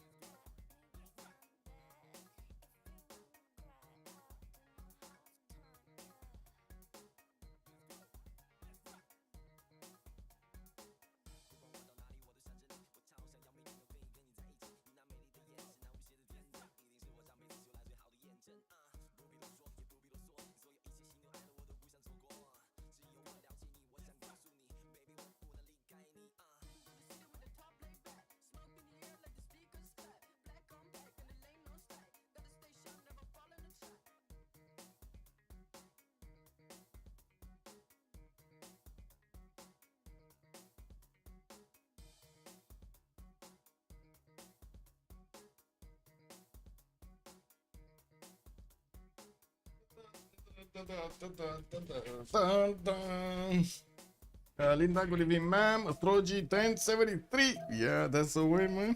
Congresses in era end are not tied to each other. I've never seen there not be one turn after the era change in a real-time competitive game. Well, yes, but this time is same time as the era change. No? Anyway, it is what it is. Kind of weird. Yeah, look, they didn't even choose their... Look, it's usually one turn right after the era change. They didn't even get to choose their options. None of them. None of them got to choose their options before they got the Congress. I don't know, kind of weird. Kind of weird appearance over here. Must be Rome just boosting it. Oxford University coming up in 4. There's still a charge for James. No, 2 charges for James. Wow, that actually stayed alive when Mausoleum got built. Quite a few frigates also coming around the bend over here in the north, trying to get into as quickly as possible into the borders of Rome. But now that we do have the cuirassiers coming around, that's a 76 defense strength city. These caravels are not going to do much against the city center. They basically die against it. And the frigates are barely getting the shots through. Okay, what is Macedon doing? He needs to get those cuirassiers out as quickly as possible against the corsairs of his opponent. The cuirassiers should be very strong. Let's say against the corsairs. Yeah, there we go. 80 against the 63 of the corsairs. So if he does manage to put the gold and upgrade them, this is gonna be like super valuable. But actually getting the gold to upgrade them might be a problem by the looks of it. He does need 225 gold. I don't think he actually has the half cost card in. Yeah, he needs the half cost card in. Yeah, it is what it is. Options. He's choosing to hard build as much as he possibly can right now. And looking at the heroic age options, we do have Teddy Roosevelt going for reform the coinage with trams of war and monumentality. Well, I guess he does have 9 faith of 10. 113 science and 35 culture. Couldn't get the attack going against his opponent in the north. Tried to get an attack going against Norway. Could not get that either. And by the looks of it, Hungary is trying to put his line of defense here to also include the cities of Norway, so he keeps off America from actually pushing too strong. These field cannons, we thought they're gonna break down Hungary's defense. They couldn't go through. I think the classic actually was early, maybe that threw it off. Yeah, I don't know exactly. Did Ben upgrade his siege boats? Not all of them. He still has a few quadrims, but he did upgrade like 5 of these, 6 of these frigates. Yeah, 6 frigates. It looks like Maori is also gonna try to get into Macedon's. Oh my god, Macedon's gonna lose 1 city. He might actually lose Chalkidiki here. Oh well, I guess that's a new city anyway, so you know, not that big of a threat, but he will lose the coastal trade routes that Rome has. Rome is reformed the coinage golden, so all of these trade routes are gonna be protected by this, by the immunity. Rome Dark Age Alexander, Lexi Scream Dark Age, Ben reform the coinage, Rage, Heroic Age. He did go also for his monumentality. Higsum Dracones and Drums of War does have only 43 gold a turn, and I gotta say TBD does actually manage to make a bit more gold per turn than their opponents with 200 on Hazagi. Ben is 128, 43 on Rage, and then 12 on JJJ. On the other side, Alexis Scrap is 82. We got 14 only on Liege. Rome is gonna be only 36, which is kind of surprising on Hungary here, but I guess he does need to keep a big army, and right now he's starting to get his banks out. This story is also 114, and I think they kind of feel the pinch because they would need to upgrade the Macedonian units and they just don't have the gold for them. But they have like what, 400 gold? Wait a second, they could upgrade quite a few of them, right? Especially the knights, they could upgrade the knights. Anyway, we do have the new cuirassiers coming around here, at least 3 next turn, so I guess, you know, he's gonna get them. He already has 2 down, 2 up. Might get to upgrade a few more. He will also have the ability to upgrade the archers into field cannons, which again is going to be a much stronger unit than Gran Colombia can handle right now. And Gran Colombia is only 5 turns away from getting military science. He got boosted over there by Teddy Roosevelt while he's going for his rifling, allowing over here only a few turns window of opportunity for Lich to get this attack. If he's not going to move faster, he's just going to lose this timing against his opponent. Or that Macedon trader chose the land to trade. Yeah.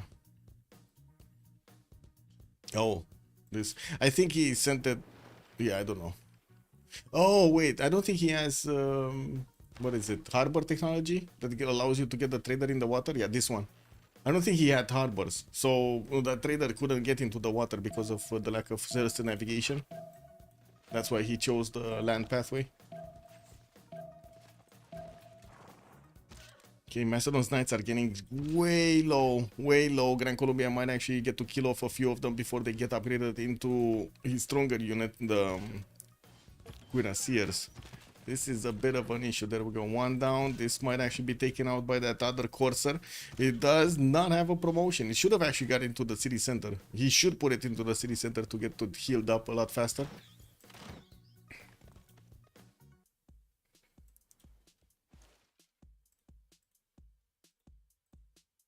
Also, Valoris, good evening, sir, on YouTube. Full throttle, Liam Jones is telling me. Yeah, true, true. Also, good evening, Marco Polo. Hello, sir, and welcome on YouTube.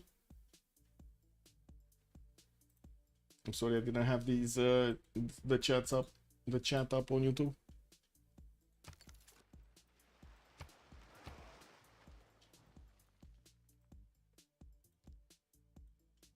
Okay, so America is still putting quite a bit of military against Hungary here. While there are so many of these package shots in the forest, it's going to be hard for Hazaki to punch through. We do need to see Rom also getting his field cannons to flex against his opponent's Rough Rider. He's not doing that much damage with them. Oh my god, this is actually comparable with the crossbows, which is kind of weird because there's so much damage difference in between them. Anyway, some pre-builds are still left in St. Louis. And I do see universities are starting to come around from Hazagi's territory. We do need to see what's going to happen here with possible attack against Historia's borders. Those frigates looks like they're just gonna bypass it. Yeah, they're going for Chalkidiki. That's the only city that they can actually do significant damage to.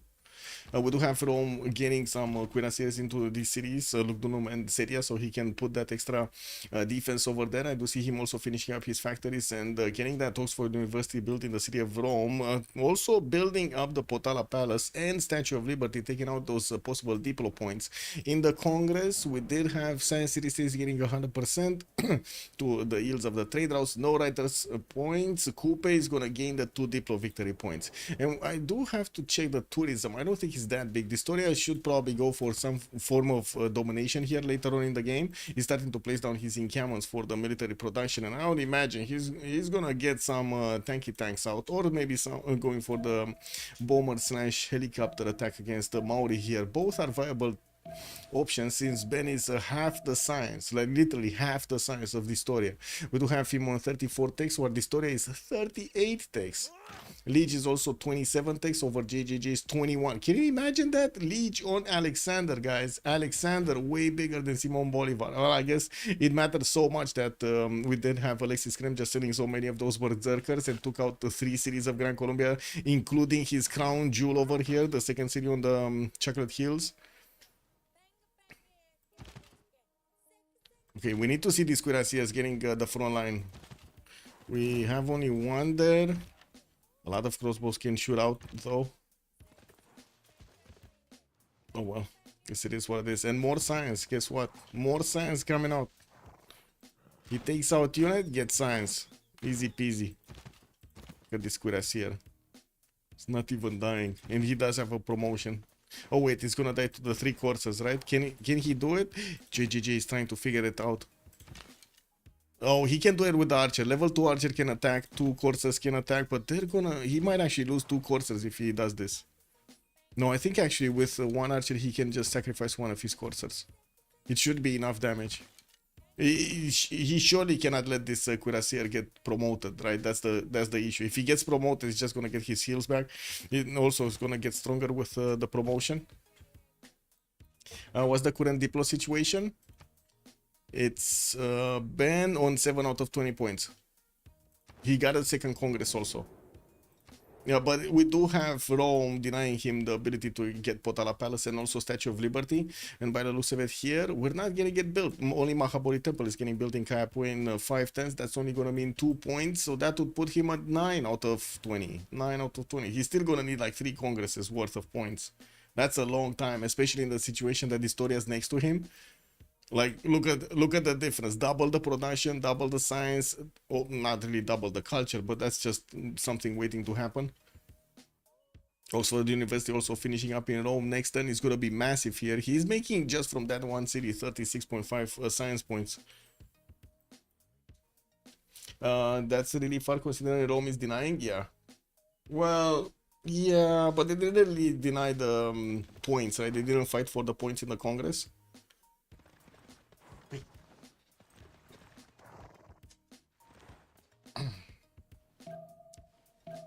Athena belly rap time.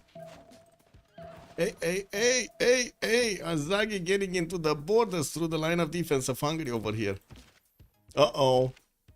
There is a packing shot coming out from that city center, but that's only 57 defense strength, and this Rough Rider can do quite a bit of damage against it. We do have those field cannons coming from the south and also a bombard with the military. Looks like Rom is not really fond of that Rough Rider over there, and he's gonna sacrifice one of his field cannons to take it, one of his packing shots to take it down.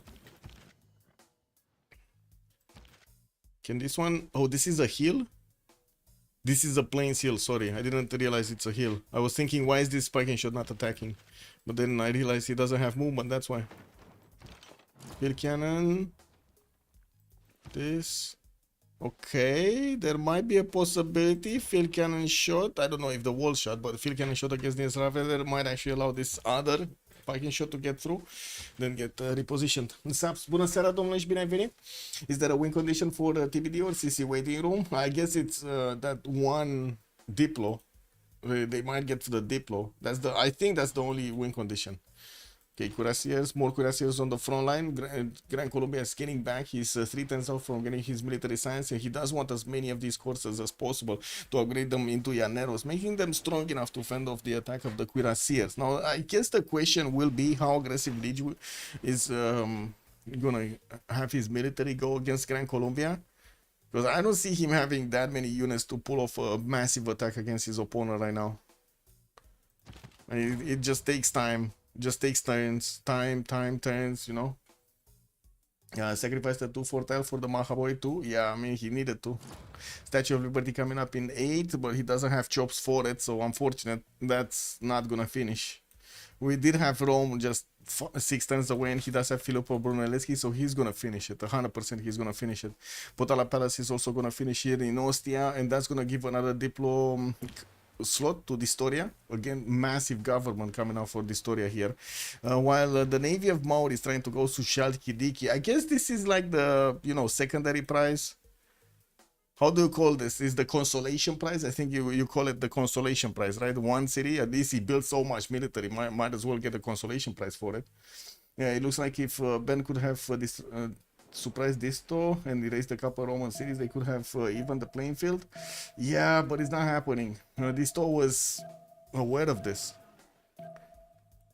He put up the defense, and he put it very well in Setia and Lugdunum. It's gonna be painful if Mauri actually wants to attack into these cities. 150 fortification strength, and also Distoria is gonna get his I would say steam power, gonna go for steel. It's gonna be a pain.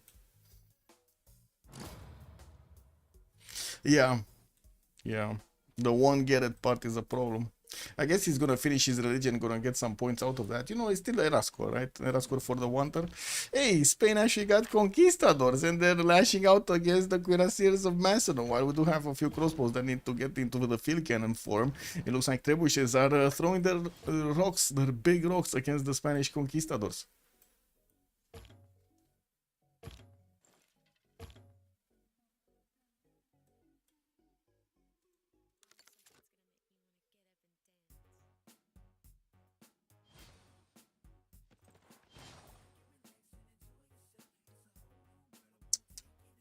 Yeah.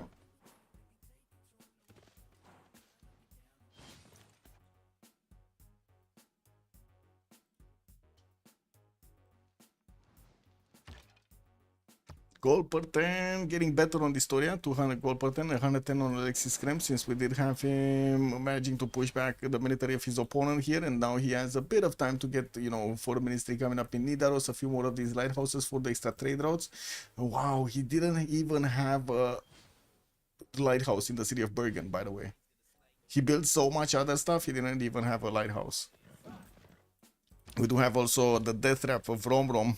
And I do have to say, America is starting to eat through the defenses of the walls here in Obura, which is going to start to be painful. We do have the field cannons over there right behind the city center that do need to lash out and, of course, take out that bombard. It's only a single bombard. They need to do something against it. They did take out a lot of the strength of this other one that was going into the south here. And by the looks of it, oh, wait a second. Viking shots are getting significantly stronger right now.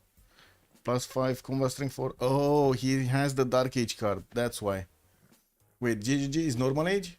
No, it's Dark Age... wait. Hazak is Heroic Age, right? He doesn't have the Dark Age anymore. Now these Viking shots can lash out easily. It's funny that the statue is built with the pedestal first, which in reality the statue was built and the Americans didn't even fund the pedestal when it arrived, so the pieces of the statue laid for months on the island before it could be erected properly. Oh wow, amazing. You're talking about the foundation, right? The foundation wasn't laid? Got it. Yeah, that's kind of weird. So wait, the statue got built in Europe, right, by the French, if I remember correctly?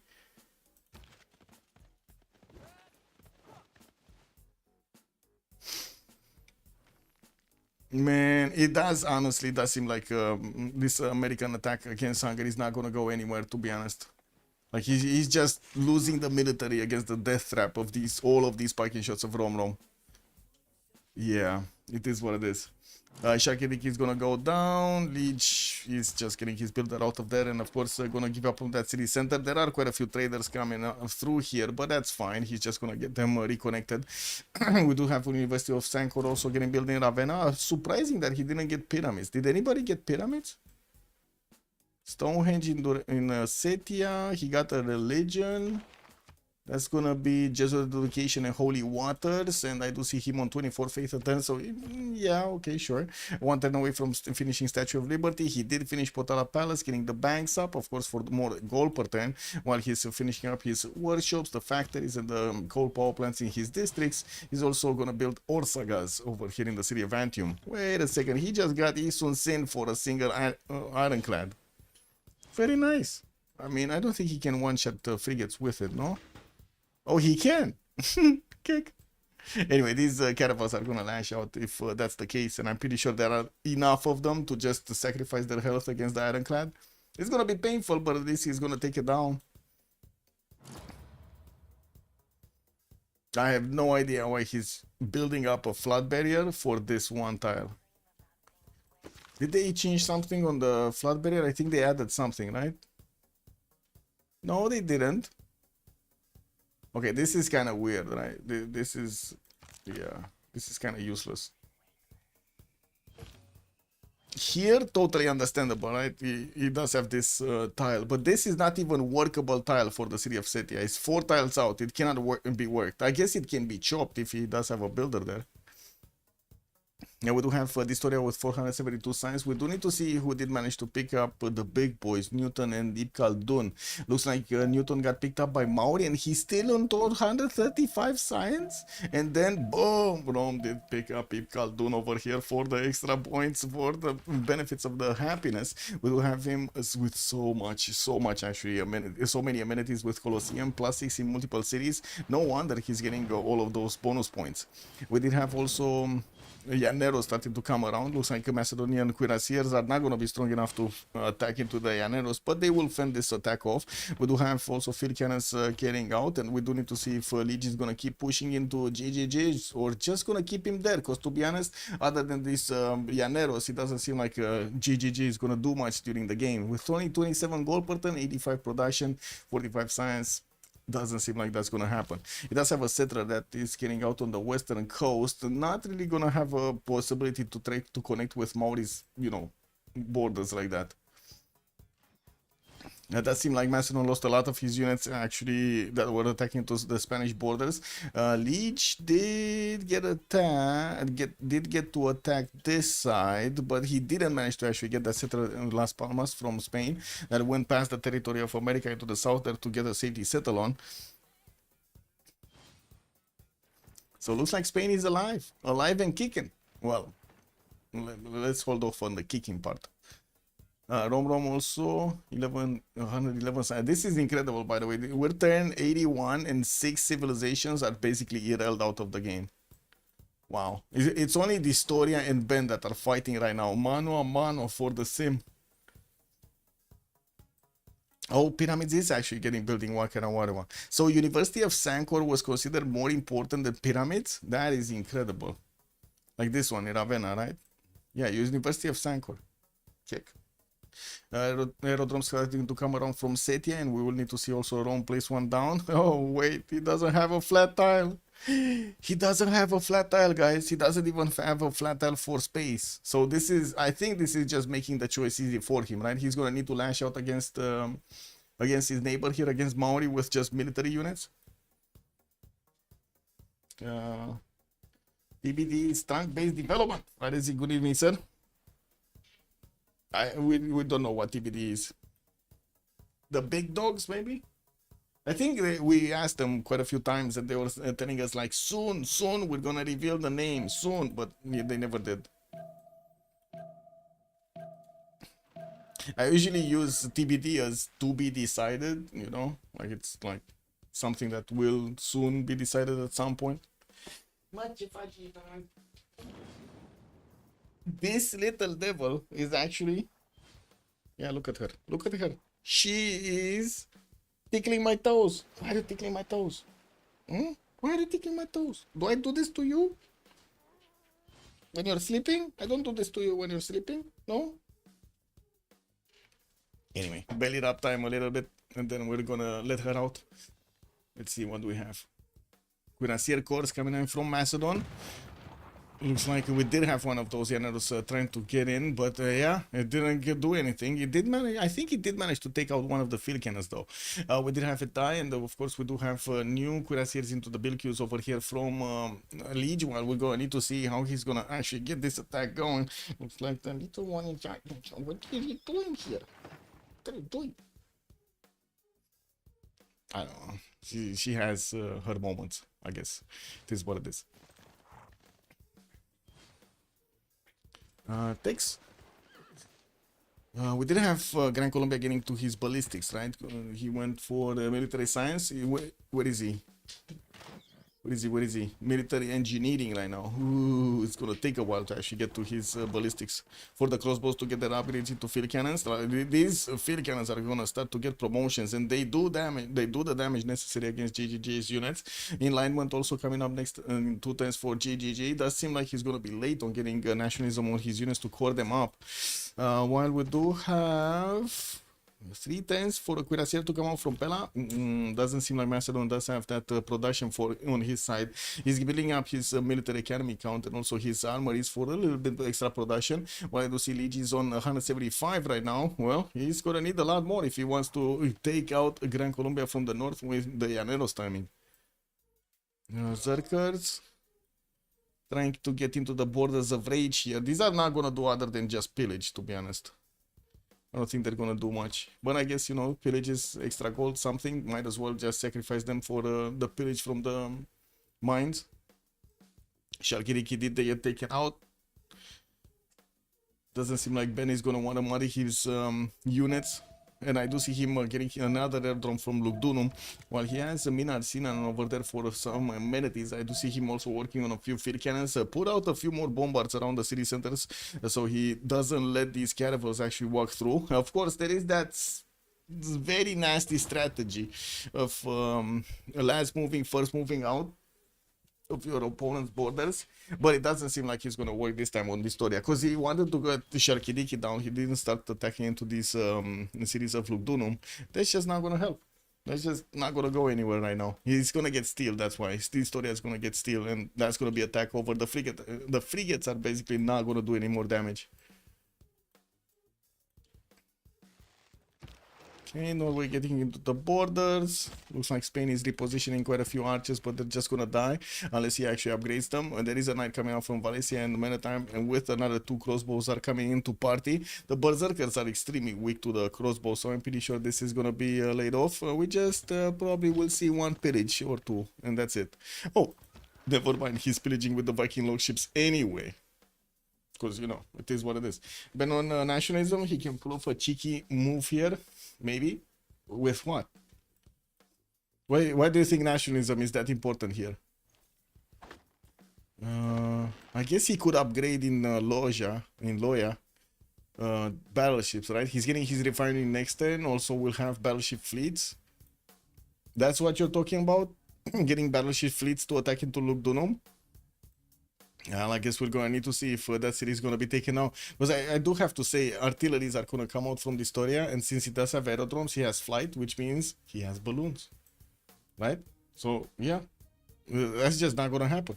He's just gonna get a balloon out for those artilleries and can shoot 3 tiles out against those battleships. He just buys a plane, yeah. I mean, he's getting the first biplane in Lugdunum in 4 turns. What I do see, he's also getting another spy from Rome in 1. Ostia working on another biplane in 2. He's just gonna also put them right in front of the city centers to deny the proximity of these caravels to get through. The ability, I should say, of the caravels to get through.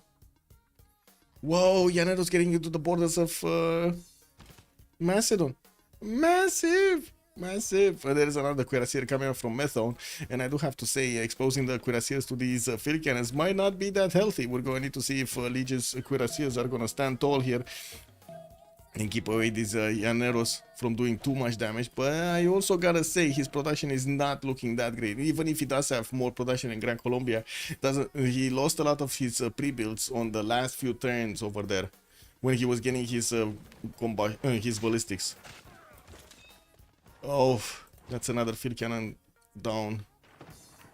That's unfortunate. These are really, really expensive bad boys.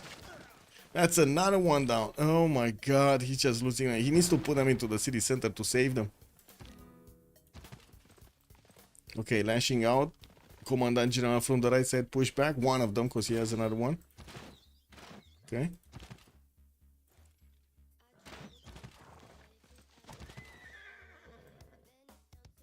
Wars coming up in Alexandria. There will be quite a few pillages also being done by JJJ, while I do see Maurice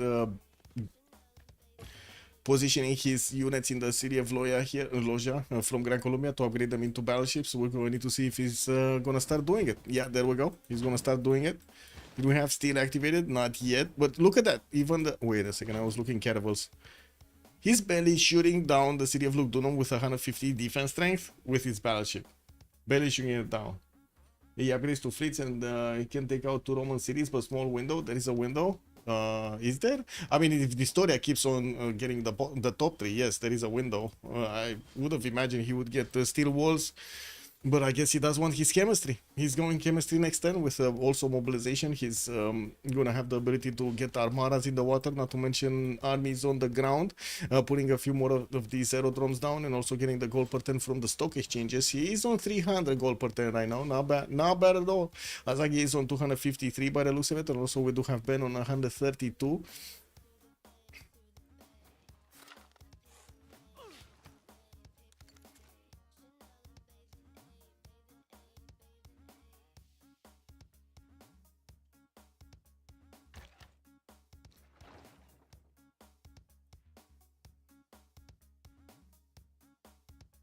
No, that's quite a military from Rage. Okay, he did not lose yet the lumber mill tile. I don't really see these berserkers going forward in this tile. Atena. Pitchy fight.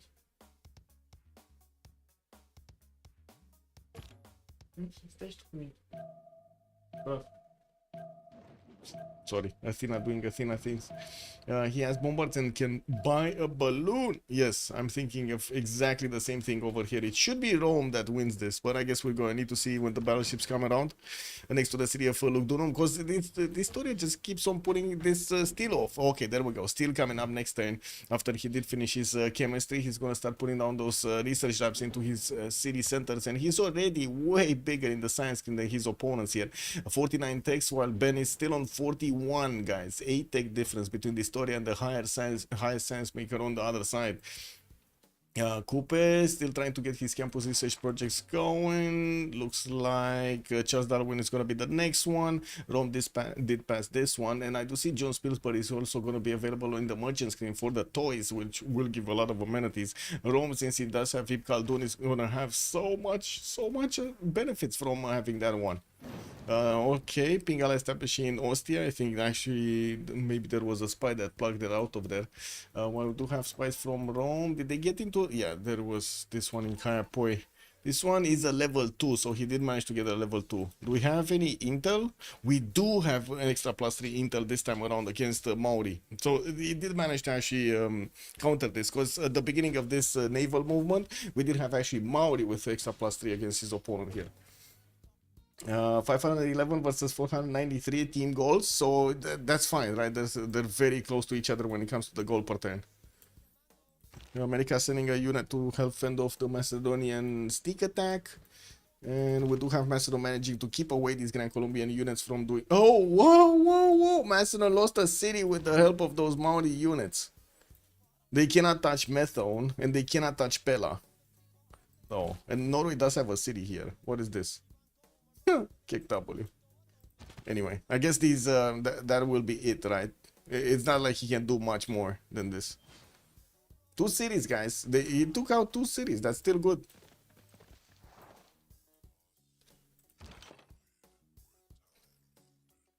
Okay. At least the field cannons now are in the encampment, and soon I hope this field cannon core is gonna get into the city center of Methon, because otherwise these other Llaneros are just gonna bonk into him and take him down. America still didn't settle new cities. He's working on encampment training projects, getting more Rough Riders out, even though they kind of died at the borders of Hungary here. We did have also Norway starting to stabilize, getting his settlers out, but look at the science. He's only on 26 science and 30 culture, but he's making the goal points. He's 189 gold, and he does have 100 faith per turn.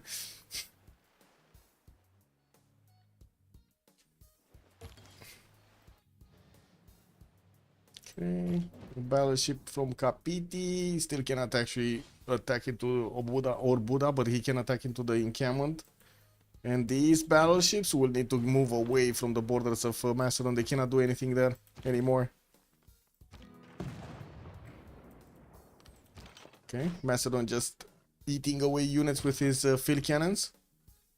While we did have steel walls activated on the side of Rome, now we can check the damage counters. 82 strength battleship against the 80 of Lugdunum city with steel walls. It's just shaving off like 3% or something out of that city center.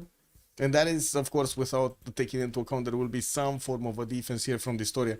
We do have also combustion coming around from the Historia next turn. It looks like he's going to get ideology in 4. He's going to be very quick on fascism, getting an extra +5 on his units.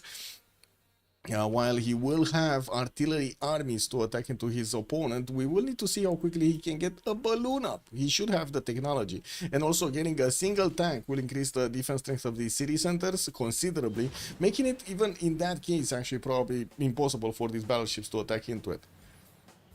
I remember one time I was like back before, like 5 years ago or something like that, when I was playing.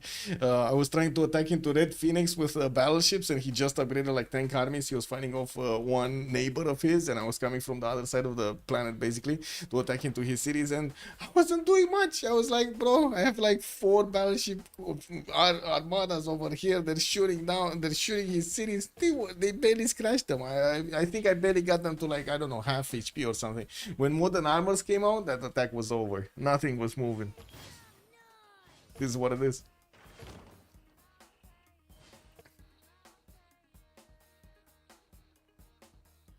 He's just pre-building for more tanks. Yeah, Wars of Religion on Coupe versus Rome.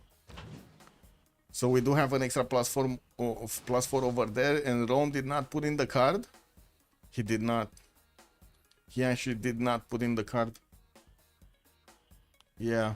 And Historia has a beautiful government, no? Yeah, he does. Like, look at this is monarchy, and he has like 2, 1, 2, 3 tiles, cards, policies. Beautiful. He does need to put Wars of Religion. Does he even have it? Yeah, he does. It's just a matter of putting it in. I think he just doesn't want to give up on his advantage when it comes to everything else.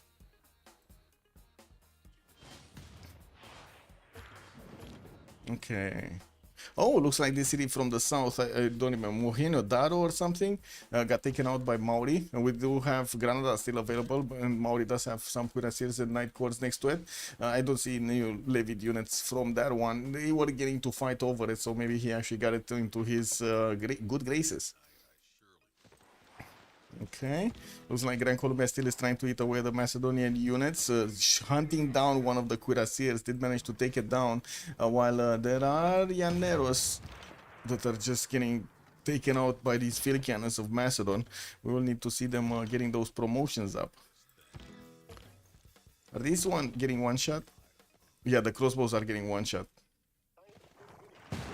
Okay, that's another Llanero down. I gotta say, these guys are not gonna be easy to replace. Like, at all. With his production capabilities, it's way worse than Liege's 141. Like, this 91 strength, and Liege does have 141. Yeah, look at that. Liege is starting to eat away at all of these units. And we do have Macedon getting these Cuirassier Corps with promotions. No, this one doesn't have a promotion, but this one will. With 2 full strength ones, he's probably gonna clean up the crossbows quite quickly. Tech side, JGJ is trying to get to ballistics. He's 2 turns from metal casting, while I do see Ben trying to get his flight also. The Storia is getting advanced flight next turn. He will get these biplanes right in the front of Lugdunum. He does need another 2 of them to get into the front of Setia. But that city, Setia, is way easier to actually defend than Lugdunum because of these. You see? You cannot actually put, like, the battleship needs to be on these tiles.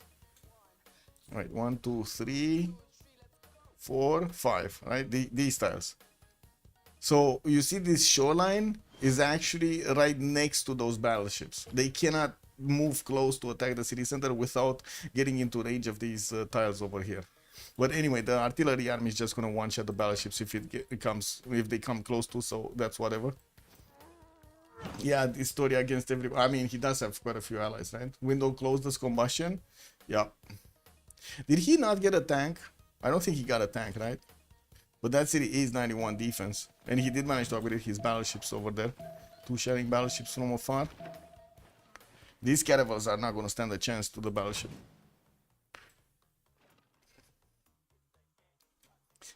Getting also campus research projects. We do have Alfred Noble as the next one, and we might actually want to deny this one. Dimitri Mendeleev is available for him for the extra 50% production towards those research labs, while he did start to upgrade his fighters. I do have to say the battleships do have anti-air guns, so not easy to actually attack into them with the fighters, especially when they're clumped up together. Like that's a problem. And look at that, 2, 4, 5. So 2 battleship fleets and another 5 battleships attacking to Lugdunum. They barely got it down. They barely got it down, like what, 20% or something. And that's a tank upgrade. Okay, that's a tank upgrade. City's 90 defense. He didn't put the tank into the city center yet, for some reason. There is a Llanero here from Gran Colombia that was probably looking to get into Rome's territory to try to take out the city of Lugdunum. There is also a Cuirassier Corps that is running right behind it. And I gotta say, do you see this? There is only one single Llanero left in JJJ's defense. He has 2 of them coming out, but there's only one from the initial army. This one is just gonna die at some point, and we do have Cuirassier Corps coming around here directly from the city of Pella. We did manage to finish those, or I should say that military academy. Planes blocking the choke. Yeah, not much to be done. True, in hindsight, Bet should have gone for Rome first. Pretty messy. Yeah, I think so. I think he would have had a stronger chance of taking Lugdunum if he would have gotten there first. Especially with that last move, first move. But that is so annoying. I wouldn't want to do it to somebody else, you know, because I know how it is when I feel it. Oh my god, that is one of the toxiest strategies like ever. Safety settler from Norway, he's gonna be fine, but he's still managing to actually keep his borders in check. We do have also Hungary trying to GTFO out of there. I don't know where though. He might actually go into one of the islands over here. That doesn't seem like Spain was interested to try to get a fleet out, even though I guess it doesn't matter right now. What is he doing with Alexis Krem next to him? We did have new Rough Riders coming out from America, and it does seem like there's just a stalemate in between Hungary and America at the moment. While we do have America getting considerably more science than Rom, that is going to be an issue later on in the game. Rom, I gotta say, he only has like 25 culture at 10. That is a problem.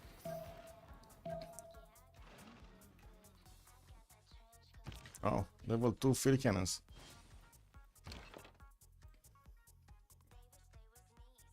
Why didn't he put the bombard in the city center and upgrade it? I don't know, man. I think he wanted to get more strength in that city center, that's why.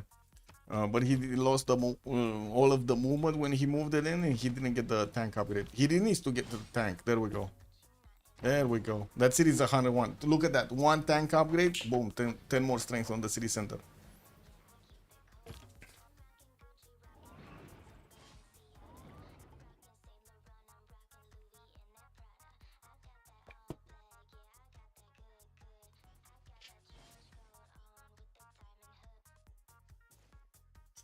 Those safety settlers seems like why not? Nothing more important to do. Yeah, it is what it is. Level 2 spies also from Maurina Retium. Still no. Well, still no balloon. That's what I'm looking at. I don't see a balloon. I do see bombers coming around from Ostia and Ravenna, and it looks like he's gonna start to get a how to say Air Force out, and the question will be, where is he going with it? Is he going west, or is he gonna try to actually clean up over here Gran Colombia? Doesn't seem like Gran Colombia is gonna be that much of a threat anyway. I'm pretty sure it's much more important to go against Ben here on the western side. It does need military engineers to build the pathways, and also how to say, build the pathways to get his units that are taking the cities with, and also get those airstrips down for the extra slots for these fighters to be deployed. And bombers, very important bombers. What is Rome's plan? Science victory or nukes? I think it's how to say, it's planes, bombers, jet bombers with fighters going against the Coupe at the beginning, then followed up with how to say, helicopters, and then followed up with something else. I don't know. Probably GDRs. Probably GDRs. Like, he has so much science, it's probably GDRs or nukes first, because he has combined arms coming up next time. And ideology also will be soon, so he can pull off an attack against Coupe way before Coupe can actually get his fascism. Or wait, is it way before? Because I do see Coupe did jump up to 209 culture, and the story looks like, oh my god, 960 science, guys. The story is on 1,000 science. Oh. Yeah, try to stop that, bro. Anyway, getting electricity also next time.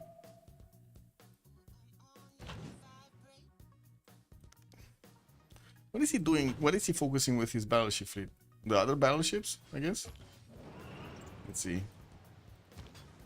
Tank army in the city of Lugdun. Oh, like, look at this, man. They barely touch the city anymore. Look at this. 1%, guys. They're doing the 1%. 1% damage. Oh, this is what I'm talking about, man. You got a tank army over there, and that's it. He just needs to get an artillery, and that's gonna be attack over. Artillery balloon, and that's it. Probably nuking Coupe. Yeah, we might see a nuke on Coupe. It does have the city of Rome, which is 101 strength production, 84 here, Ostia. Oh, we do have Rome actually with Magnus. I don't think he got vertical integration yet. That would put him on a lot better strength. Anyway, 4 turns for his fascism to come around. Combined arms also finishing up next turn, while Liege is soon gonna have his tanks. Let's actually see what's gonna happen here. We do have JGG getting his ballistics in 7 turns. Well, Macedon has quite a few of these cuirassiers that can keep on going against Colombia. I don't know why he's not going. Is he worried that Colombia has more of those llaneros? Because it barely seems like he managed to build like 2 of them. Yeah. Can they even damage the city enough over regeneration? I don't think so. The battleships take XP. Yes, they do get XP. Every time they shoot, they get some XP. And yeah, there we go. And we do have a few of them that did manage to get to the level 1. But that's just going to be 1 turn that they cannot shoot, right? When they get their promotions. And that's a victory right there. Though its face may Ulyss, change with throughout the 1,000 ages, science on the Historia, manages to win this game while history Ben is written couldn't from the make hand it. of He tried with Coupe, but he was not let by Hungary over there. He was just being kept alone. Kept being pushed from the By south. your actions We did this have also a day, massive war between Macedon and Spain. They did You fight each ensure other our from the beginning of the game. We also glorious saw him go against the Grand Colombian military, and oh my god, the berserkers did so much damage. Rom, I think MVP. Rom, right? No, Alexis Kremp, Harald Hardrada, MVP this game, and he did so much damage to Spain and so much damage to Gran Colombia at the beginning. He basically railed out 2 players out of this game. He railed himself, but also two other players. Let's get the beast out. Where's the beast debrief? Yeah, this is the beast debrief.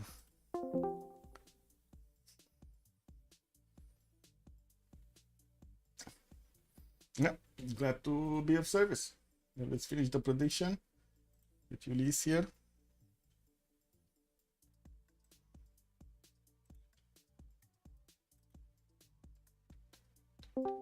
Hello Michael, bonjour, bisous.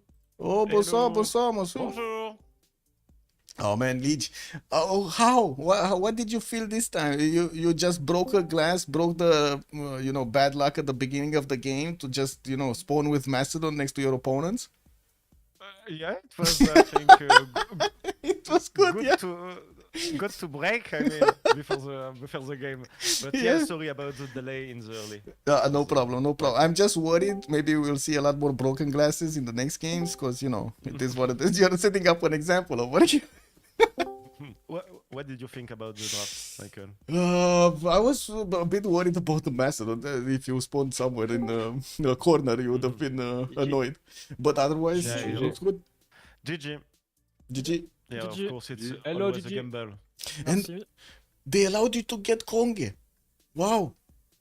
I think they wanted us to first pick Kong so they get Matthias and we. Yeah. expected them also. Oh, I see. And I'm not sure, but I think they were fine with Kong because it's not that good on scaling, and you can play your own Berserker if you defend them, it's fine. But here I have just 2 players too, so it's Yeah. a really good setup. That berserker attack on the unsuspecting Gran Colombia. GGG. Oh. Where is GGG? Actually. Oh, not here. GG is looking for Quito. For his chocolate hills, for his chocolate city. GG Ulyss, what a nice draft. I really like your draft. Yeah, us too. We did a lot of preparation, so we were kinda expecting this conge in first rota, second pick. So yeah. Was you afraid about vous étiez first rota from them? More than Coupe. We Yeah. cannot answer everything during the BO. Maybe. Okay, maybe later. More than Coupe, that's all what we say. Yeah, same for me. GG Alexi, you did a really good job in your position. You have a good position to do what you did, but we didn't expect to be that fast. You kill easily Spain's galleys and Quito. Yeah, I did not have enough production to build boats and to get general at the same time. It was. I was watching over one encamped in one city, one harbor, so you couldn't get it. I mean, I had to do holy site in like B2, B3 to have any chance to get general, but Yeah. then I couldn't make enough galleys. It was, yes. Early on, I had a weird setup where I was like, maybe dodge coastal. I see your B2 probably not on the coast. I see your B3 probably not on the coast. I'm like, okay, maybe I have to go use my prophet because I didn't use it. I didn't make my hotels. I was like, really? You're on my sea? And until I saw your 2 galleys, I was like, he's not on my sea. I'm fucked.